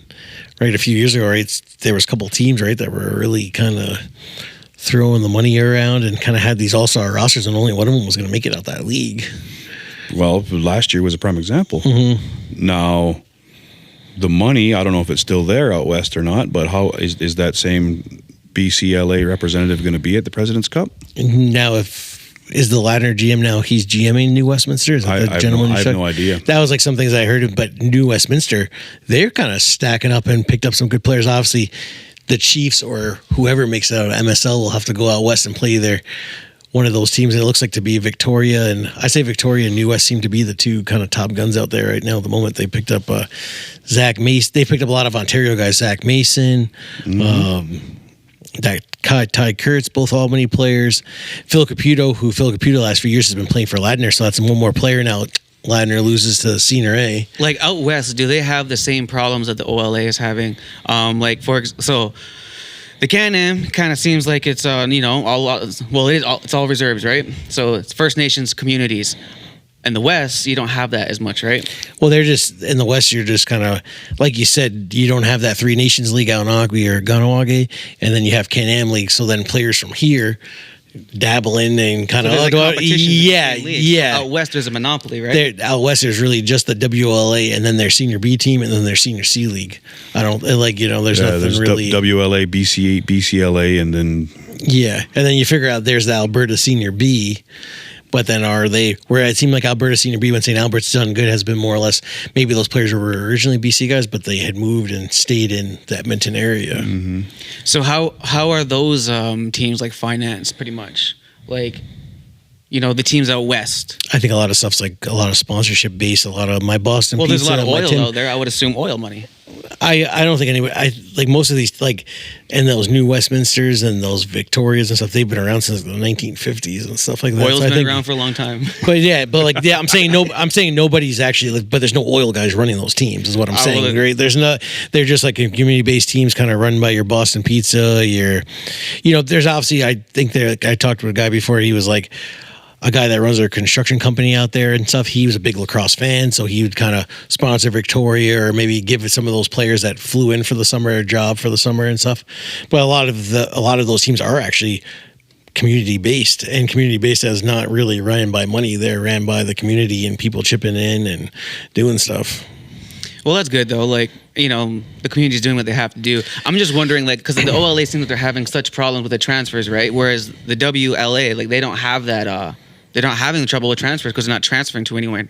Yes and no. We've had some players transfer from West to us, and it's just like I said, it's just the process. I'm not saying that it's an OLA issue. It's a Lacrosse Canada issue. If say they get 2,000 transfers in the month of April, that's, to me, there should be more people on the ball on that because they know what's coming. Because even like you said, that's even just guys that was going C to B or B to A and A to B, right? So even those transfers still count, even if it's in your backlog of just even going the up and down.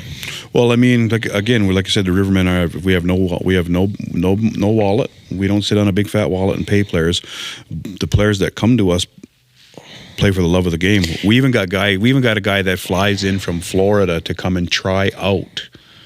Nobody's guaranteed a spot on the team. You have to come and try out. But the North Shore Indians the one team a few years ago? They had a really good team, and like Jeff Sawicki and then Aaron Bold, and there was talks of them kind of having to play on Tuesday. They couldn't find Aaron Bold in for the first round, but I'm assuming they threw the money around a few years ago. It seems like they went more local, right? Obviously, having a couple of years ago, they had Bouquet and they had Brandon Goodwin, and now they kind of stopped having the pros. Bouquet's in net for Ladner now. Did he go Ladner? There was rumors of him trying to come here for teams. There's videos that have just come out this week. Bouquets and net for Ladner now. Yes, there was talk that he wanted to come back to Ontario. But like I said, that's tough if your kind of life is out there, right? You're expecting teams to kind of fly you in. Not happening on our bill. No, definitely, yeah. We play with our heart, not our wallet. And that's a good pickup for Ladner, right? Obviously, he's not Del Bianco, but Bouquet, he was North Shore Indians for like the 21-22 season, and then did go to the President's Cup with Ladner as a pickup player. So, he's a good goalie for their senior B loop. So we do got to talk about some podcast-related things. We have a couple... May 31st. Everyone's excited, right? Yep. Yeah, should be a fun time next weekend in Ganawage. So we need to figure out who we're going to have on the show. So we are doing a call-out. A player. Who should we have on the show? Ganawage. We need your best athletes. Who should we have on the show? I'm going to open the conversation. I know we did this before, but I also want people to leave comments in the comments section. Let us know who should we have on the show, because we're going to be out in Ganawage. We're hoping Trey Deer wins today with Syracuse, so maybe he won't be back home next weekend. But obviously, if they did lose, he'd be 2 weeks. Yeah. So obviously, if they don't go to the final four, that he'd be a cool player to get. Colton Marquise. Yep, another good guy, local player. We need to get Dirt McCumber on the show. Can we make that happen? Down the barrel. Dirt, we need you. Dirt, we need you. Chris might be out of a job if we could bring Dirt on, though. Yeah. And how about on Monday, right? You'll be set up selling.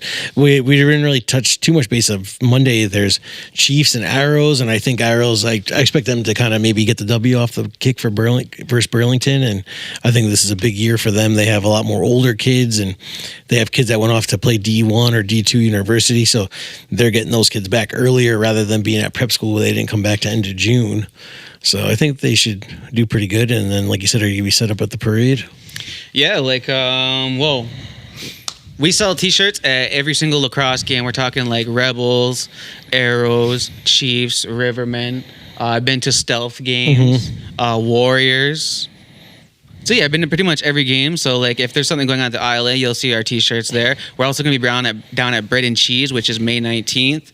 I think I'll be down there till like 2:00. Then I got to rush to the ILA to go set up for the Arrows, and then after that is the Chiefs. So there'll be shirts there for sale. Get your Creators Game merch.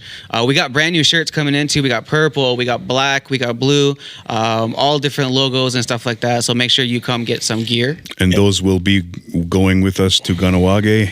Yes. For the May 31st? Yes. So the plan is, if we sell out, it takes about like 11 days to reproduce the order that we got. So if we were to sell out like on Bread and Cheese, I would have to order the next day. So then for those watching in the Ganawage area, why don't you go to the website and pre-order those? Yeah, or you could email info@Beyond Pride, and we can get you a good discount, because like, let's say if you're a school, let's say if you're a lacrosse team, or if you're a community group, or you're just a group of people and you just want to give out a bunch of T-shirts because you're like, hey, my organization loves what you guys do and we want to grow the game. All you got to do is email info@beyondpride.com, and we can get you guys some cool rates on like getting some gear. We can ship it out to you. We can have all different types of gear too, Under Armour as well. All of the stuff that we make, you can go to shop.beyondpride.com, and we're not done the podcast yet. We still got lots. Good. We still got lots. But like you said, there's last night Rebels won 16-8 versus Port Edwards at home. Junior C plays at 4 versus Huntsville. 8 p.m. is the Warriors versus Newtown, and then tomorrow's Jay, do you play the guys down the road? Yeah, Rivermen versus Hamilton. Little Highway 6 rivalry. They tried to put a scare into the league. Getting Joey Caputo. Spitzer, you guys going to stop him? Then they went on and they played Ennismore and beat them 18-0. And we were like, Hamilton means business. Well, I went down Highway 6 last night and watched Brooklyn beat Hamilton. Was Joey Capito playing? Another player, Peterborough Senior A lost. Capito was playing. Yes, he was. And, we had lost to Brooklyn last week, score of 8-6. Shout out to Brooklyn. They did a good job. In our defense, we had, I believe it was 8 veterans not in the lineup due to illness, due to prior engagements, due to injury. So if we were able to give Brooklyn that good of a goal, minus 8 veterans, I think we might have something new in store for them the next time we play them. Hamilton, they had a good game last night. Sounds like you were sandbagging last weekend, though. No. Do you think we'd be the first ones to do that in this league, though? Well, I was there for that game, so let me chime in there. I don't think you guys got washed, got beat. It was embarrassing or nothing like that. You guys played good, especially if you did have that many players sitting out. We did have that many players out. So yeah, you guys held your own against them. They just simply got 2 more on you. That's all. That's all it was. Yeah, like you said, I heard it was like young. You guys kind of had a younger lineup, and Deacon Knott, right? What you guys had, like 60 shots on them? That was it. They had Deacon Knott, and that was it. I know I had notes. Deacon's a good goalie. He's young. He's quick. He's a great kid. I talked to him before the game. He's a good sense of humor. His dad's a good guy. Deacon is a solid goalie. I know that. But I know we can beat him because we beat him all last year. So, I'm up there in the DJ little booth there, and I can hear your team down there. Every time that guy, Deacon, stops the ball or something like that, I hear someone on your bench, fucking Deacon, man. That's all you hear. They're not chirping him because he's a good goalie. He is. You're not going to chirp him. He's a great guy. He's a good goalie and all that stuff, right? So I was calling him Harlem Globetrotter because he was out on the floor with the Globetrotters in Philadelphia and got a basket with his goal stick. Yeah, I seen that. But yeah, the whole team, they weren't chirping or nothing. They were just fucking Deacon. That's respect right there when you know. Oh, he's good. When you know, hey, I scored on him. I want to score on him. He's good. He's a good Making kid. you work for it. We had an old NLL veteran in net for us that night. It was his turn to play. Ty Belanger. He did good. He played lights out too. This is his first time playing in 10 years? He played C last year. Senior C, nice for London? Was it London? Or? Yeah, he's he come out with us. He's to my knowledge, he still wants to play C, and he's APing with us. And nice. Oh, so he's still with the London just team? getting as many games in as he can here and there. Wants to stay in shape. I believe he may still hold the lowest goals against average in the NLL history. Was that when he was on the stealth? I believe. I think so. I didn't check him out. I'm just guy, right? I'm not going to base us signing you on what you did previously. I want to see what you're going to do now. And that's for any player. But I went to Hamilton last night, watched the game. Pretty close. I think it was 12-10. Brooklyn win. It was back and forth, but Brooklyn had them 5-1 ended the first. And then I think it was 8-8 or 9-9 ended the second or whatever it was. But Hamilton's bolstered their roster. I give them credit for that. They had the Haig brothers that they got from Clearview/Collingwood. They did okay too. But it's a big difference playing in the Dave Andrewchuk Arena on that small floor on concrete to come into the ILA on this big floor and turf. Ooh, shots fired. I seen that. Shots fired. Bang, bang, as bang, As Mick Foley, Cactus Jack would say, bang, bang. Mick Foley. If you grew your beard former longer. lacrosse guy. Yeah, Mick Foley was lacrosse goalie. Ward Melville High School. Before he jumped off the roof and got a wrestling contract. If you grew your beard, Chris, you bang, be bang. Mick Foley's Bang, bang. There you go. We'd have to bite your ear off, though. Mick Foley's only got one ear. Also, too, I can't remember if we had the notes. Ganawage Junior C has a woman from the Haudenosaunee national team last year playing. She's the first non-goalie playing in the junior men's lacrosse. I thought that was pretty cool. Awesome. Good for her. Yeah, good for her. Yeah, that's I know that there's been a lot of females playing box lacrosse with the boys, right? At what age do they kind of stop that? I know, this year they were talking about there was a girl that was really good younger, and I guess now that there's U13 team, they were just the boys were kind of getting a bit bigger than her. So then now there's the full U13 and a full U15 team down here, besides having the intermediate team as well. I think that comes down to personal choice. Yeah, if a girl is comfortable playing, if she's U13 age and she's able to compete with U13 boys, there's nothing that can stop her. Because there is still a girl down here that she's on the one team for U15 boys, even though there is a U15 girls team. She still is competitive enough or wants to play more with the boys at that level. Yeah, no. I respect it. Play wherever you want to play. My only thoughts would be just, okay, let's take the U15, right? Let's say that you got a 14-year-old who's grown, gone through puberty, facial hair, 6 foot, large. Like, there are some 14-year-olds that are pretty big. I seen some of them at our photo shoot there for the Six Nations Minor Lacrosse. And let's say one of those players is like, hey, I was brought up not to like hit women, and I'm a large man. I don't even feel comfortable playing with them. And you get that. You do get that. Yeah, because like girl will get the ball, guys are hesitant to hit her, or they'll give her the minimal check to just try to contain. I've seen it when I played. There was a girl, because there was no girls box lacrosse back then. There was a girl played for Hamilton, and she would get the ball, and we'd be kind of like, we didn't want to hit her because she was a girl. Yeah, but I'm not condoning trying to kill any player when you're going to hit them. But at the same time, again, it's personal choice. Yeah. If you're going to hold off hitting her and she burns you and gets by you and scores a goal, that's on you. Yeah, and then I think it even comes down to the coach as well, right? Mm-hmm. Because if the coach can identify that, like, hey, all these other players are getting a lot bigger, they want to be more aggressive, and they're toning their game down because you're on the floor, they might not let that player or let that girl on the floor just because maybe she deserves to be on the floor, maybe she's just as good. There's no reason that she can't be, other than the guys are toning their game down because of her. Your coach, what would you do in that circumstance? I'll bring up a former guest, she wasn't on the show. We give her a lot of shout outs. Fawn Porter, captain of the Haudenosaunee women's team. She played with the boys. I coached her. She was the hardest hitting player on the team.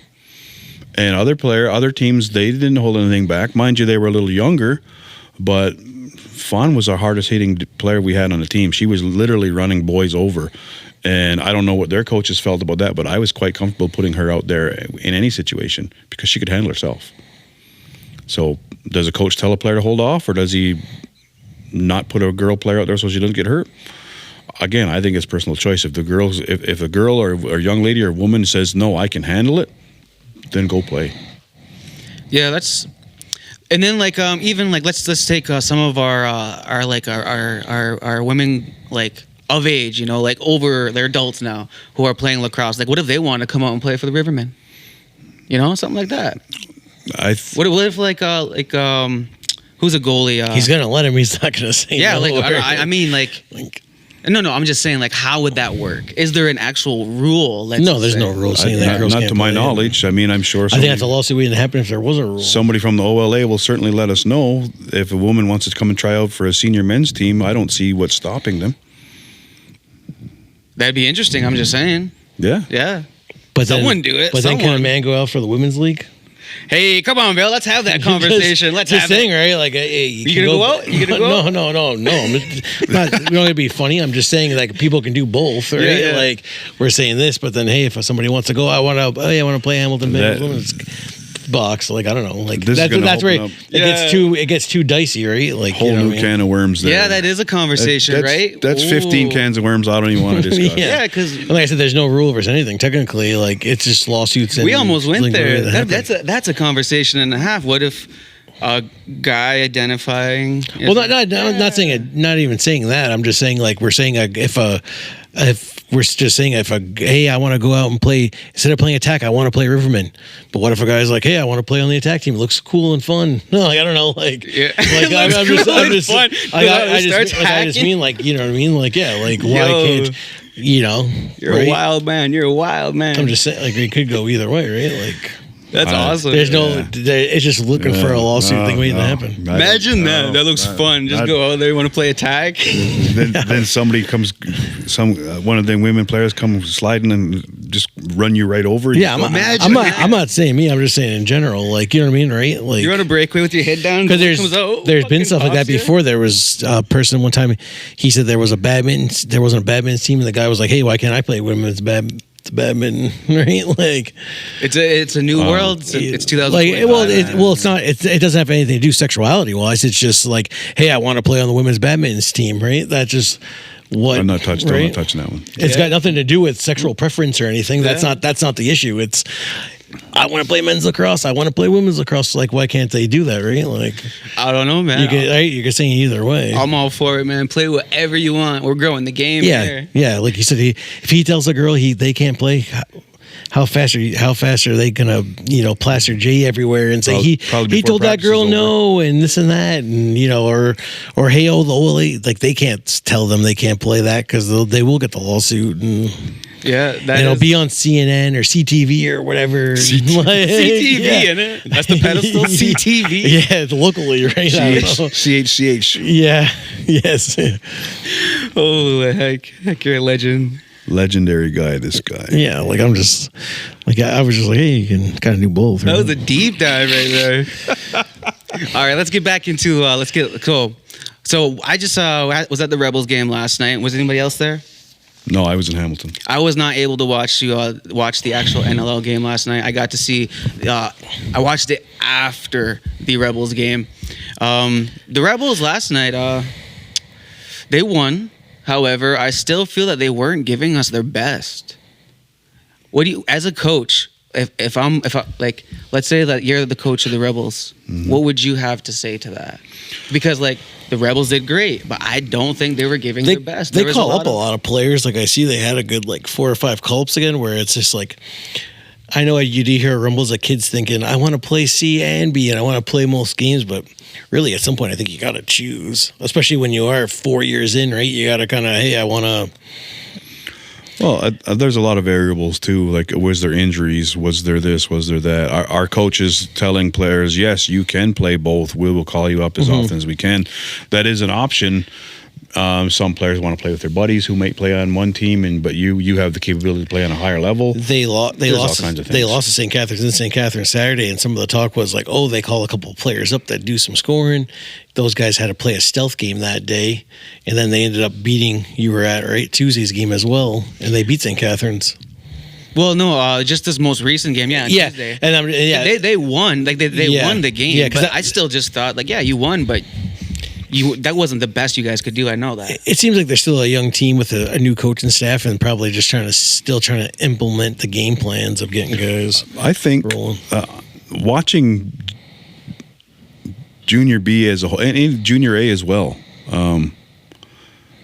it's across the whole league, both leagues. My thoughts are,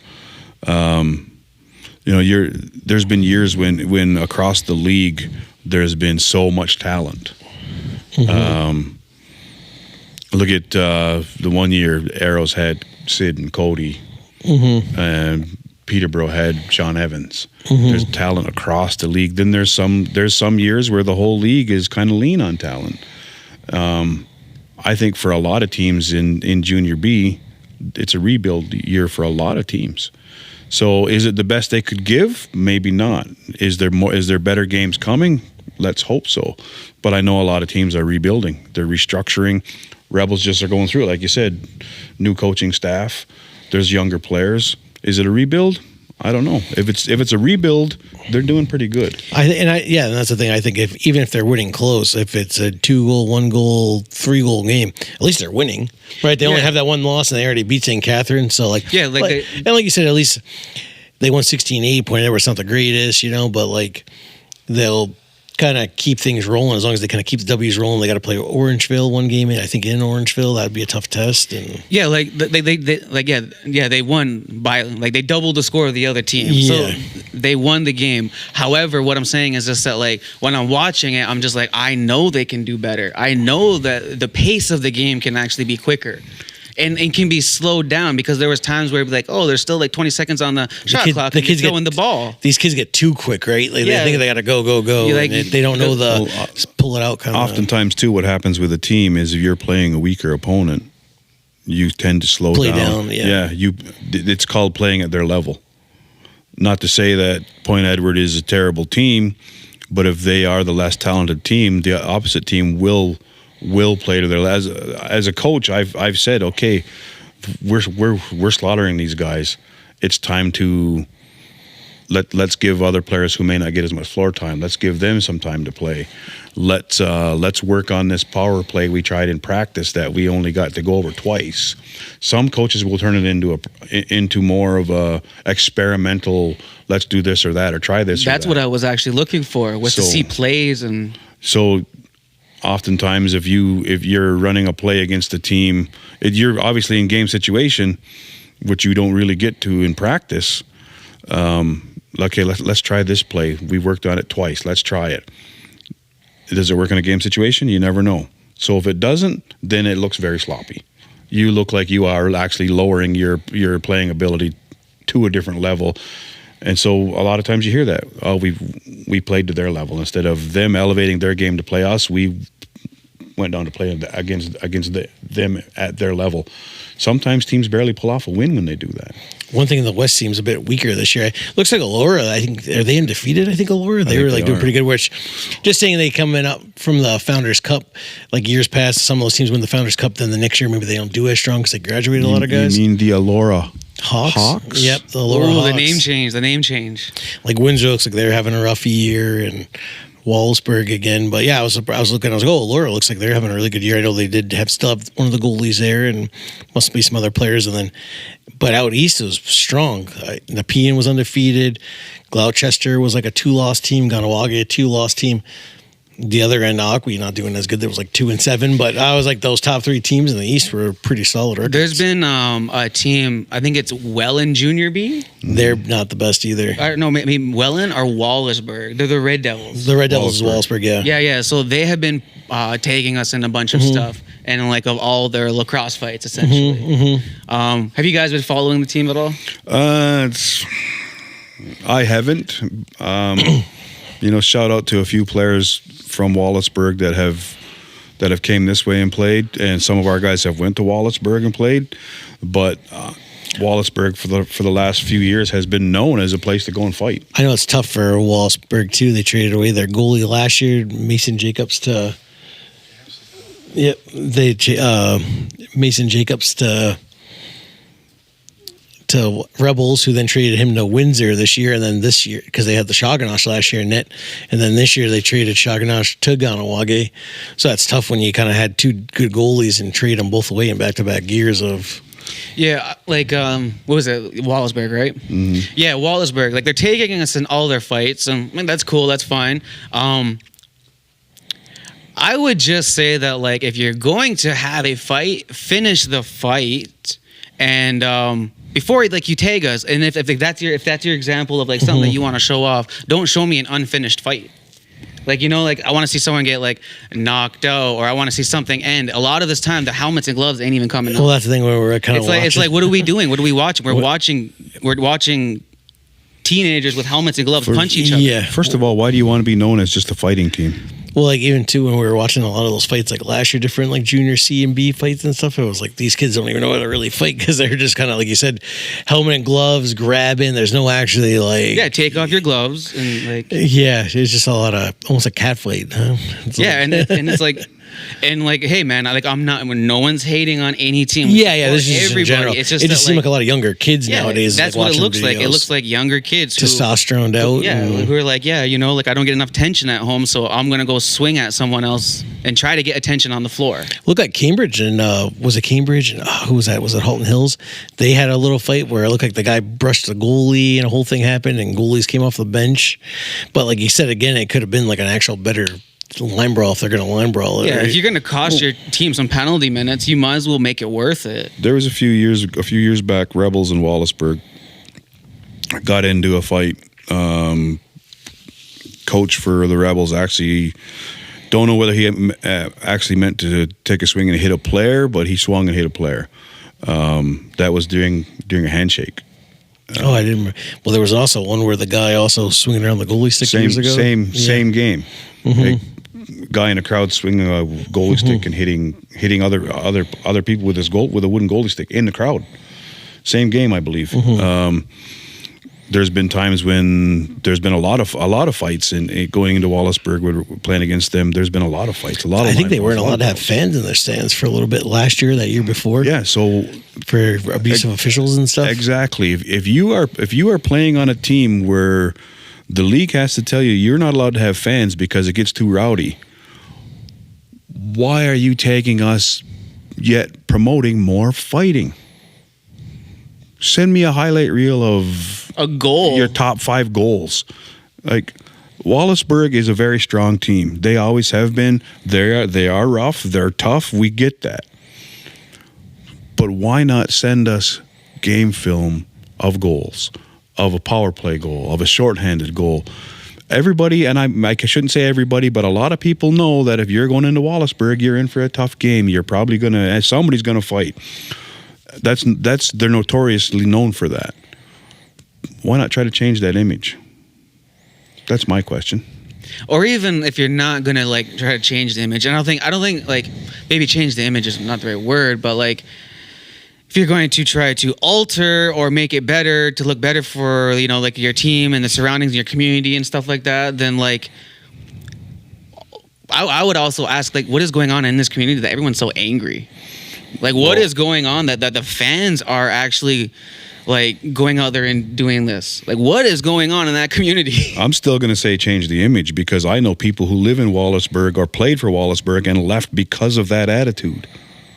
I don't want to play there because this is how they are. So what's that say? I'm going to stick with change the image. It's my word. I used it. I'm going to stick with it. But like, okay, then so what is going on in Wallisburg? Like that they really that. Like, maybe it's the water. Maybe it's the water. It can't be worse than ours. Well, Six Nations has the same reputation, so maybe it is the water. Well, so I was going to think. I was going to say there was always threats, but they've never actually taken the fans away from around here like they actually have for other places. Chris is a Long Island import, and last couple of podcasts. Long Island import. Last couple of podcasts, he's been on a roll, so maybe it's the water. Ooh, yeah. Maybe it's the water. Yeah. I don't drink it, just the stuff I pay for. And then also, okay, so let's go back a little bit. So at that fire game, remember I was talking about the Fire and Tuscarora. Clint was the ref of that game. He ended up kicking out Chrysler out of that game. He kicked him right out. Surprise. And then Randy Chrysler tried to coach from the side of the bench, and Clint stopped the game. He's like, you can't coach from the side of the bench. And he made him go stand off there in the corner or whatever and kept the game going. But then last night, on Tuesday night, someone got kicked off the Rebels bench as well. So these refs are out there. They're laying the law, man. I've dealt with Clint and John when they reffed in the OLA and minor. There was a few games where there was questionable things, and yes, coaches will question everything a ref does if they don't agree with it. But I remember our Dougie Jameson was our goalie, and Dougie got kicked out. One ref made a call. Dougie asked the other ref what the call was, and instead of answering him, he kicked him out. I stopped the ref as he going by. I said, what was the call? Why is my goalie getting kicked out? I only got one goalie dressed and you're kicking him out. What is the call? And all I got back was another word out of you and you're gone. I wasn't yelling or swearing because I knew these two refs. I know how they are. Everybody knows how Clint and John are. They don't put up with BS. Civic. John Civic is what he's. Yeah. Let Chris drop the names. Yeah. Everybody knows how they are. You generally, if you want to lip back, they're just going to kick you out. So I said, what was the call? I get another word out of you, you're gone. I can't even ask what my goalie's getting kicked out for. So now, it was last year, 2 years ago, John's reffing. He's still here in the OLA, Senior C. Senior C has or had an issue with refs because they couldn't get enough refs because the refs have to ref all day, 2 days straight. Civic refed all day, every game. I had to remind him, you've wore a Six Nations jersey, you know how it is for us, so try to keep it even. Did a decent job. Clint, to my knowledge, only refs Can-Am, and so does John now. I believe they only ref Can-Am. I'm already hearing rumblings over issues that teams are having with these two guys over there, like every year, again. So I don't know. I don't know whether coaches just get that heated. I know I did when I was a coach, but I also know that coaches have been thrown out for unjust reasons.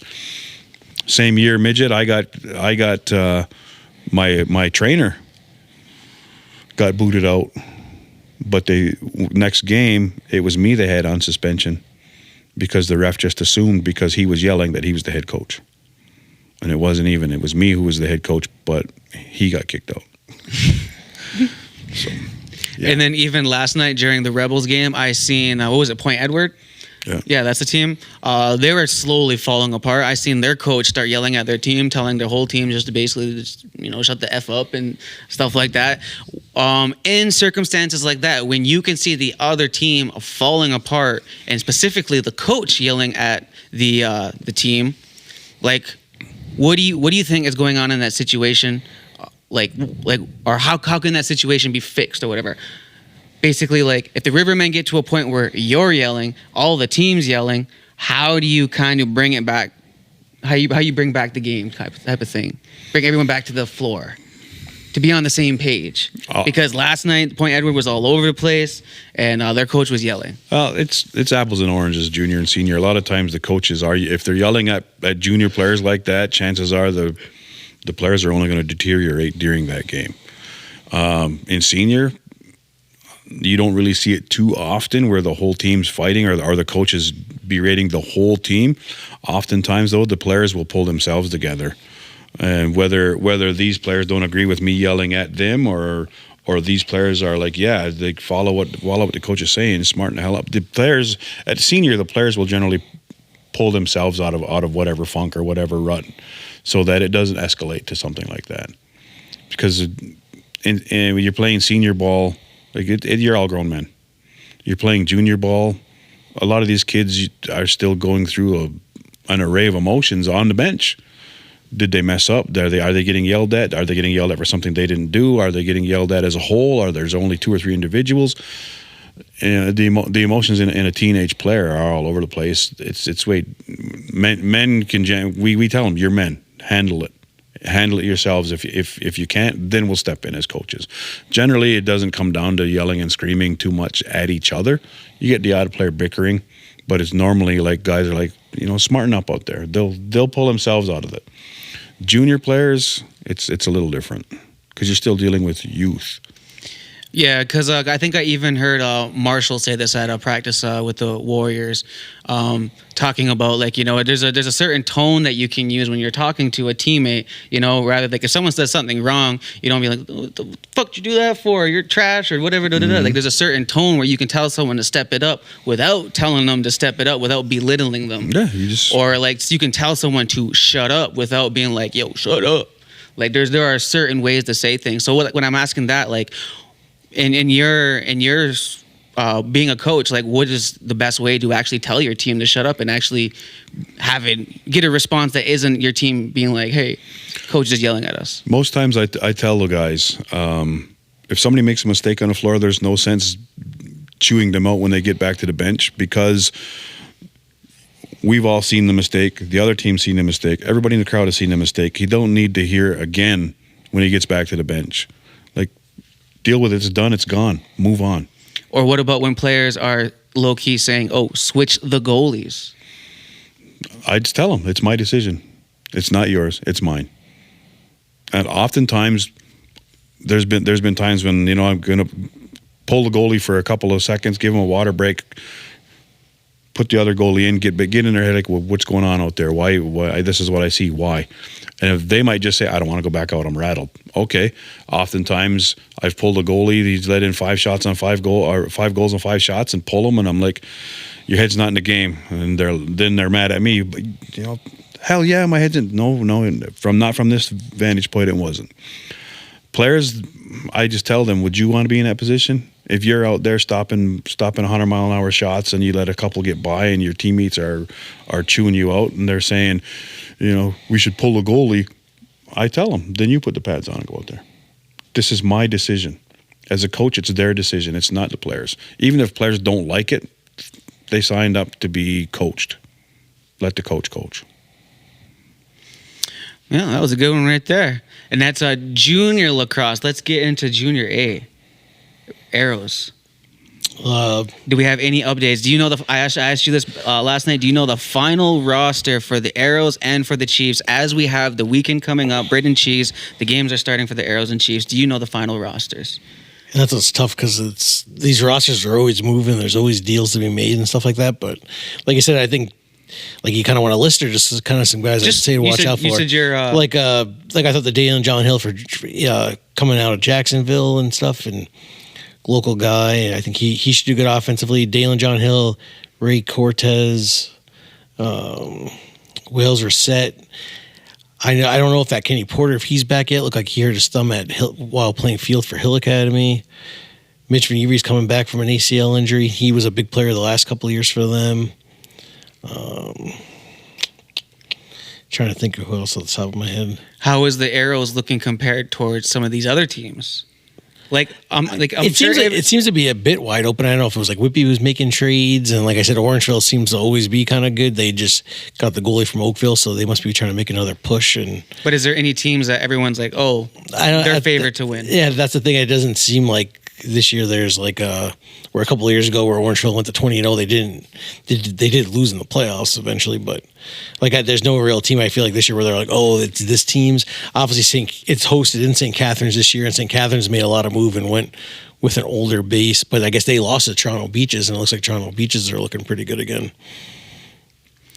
Yeah, it should be interesting. What about the Chiefs? I know we're still waiting on a lot of players to come back, right? Yeah, we kind of know the basis is kind of pretty much the same roster as last year with the Ian McKay, the Josh Burns. I don't know if Larson Sundown went to Victoria.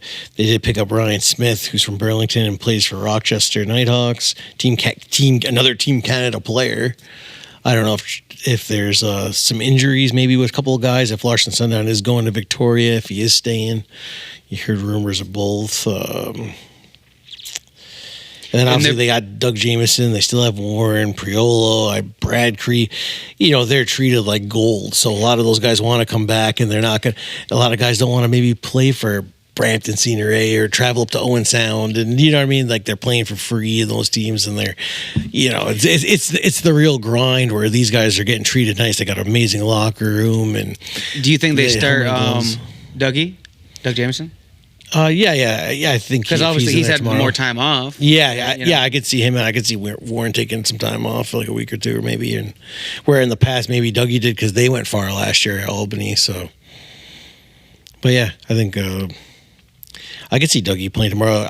Other past 2 years it was Dustin Hill, right? So I don't know if I know you got some insights and just can't say anything over there. So yeah.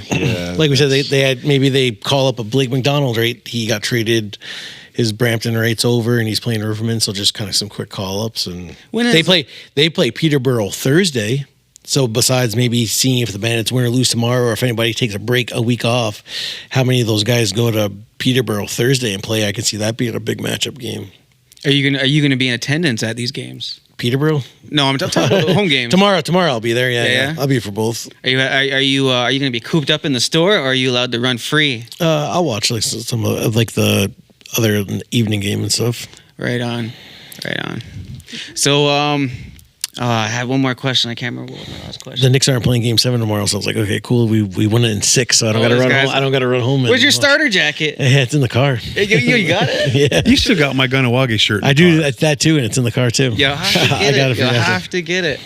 I think he's already wore it. That's the problem. I wore my own. He probably wore mine. I just keep saying it's in the car. He's got to wash. He's got to do laundry. He's gonna give you the one he washed. Sold it for $20. Sold it.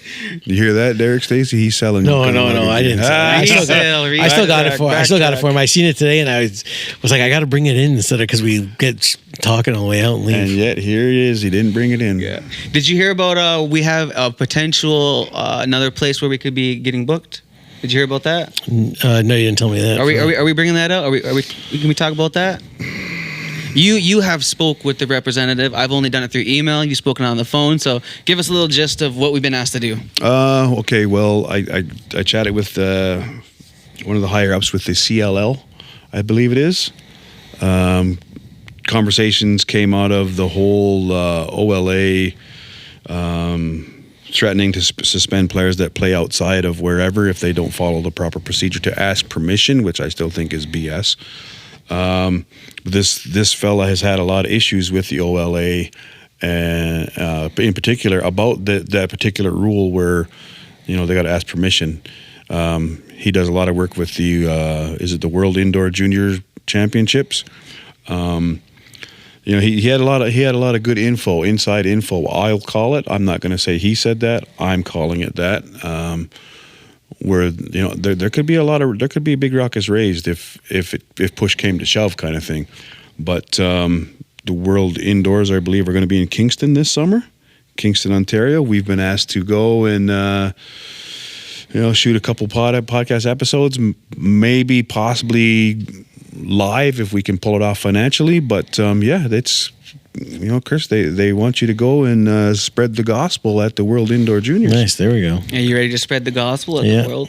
Sounds good. Yeah. Yeah. So, date's tentative. We'll see what we can do. I would love to be a part of it, and maybe we can get Chris to set up a kissing booth or something. Oh, a kissing booth! No, that's Jay over here. Gonna get him in trouble. With his Mick Foley beard. With his Mick Foley beard.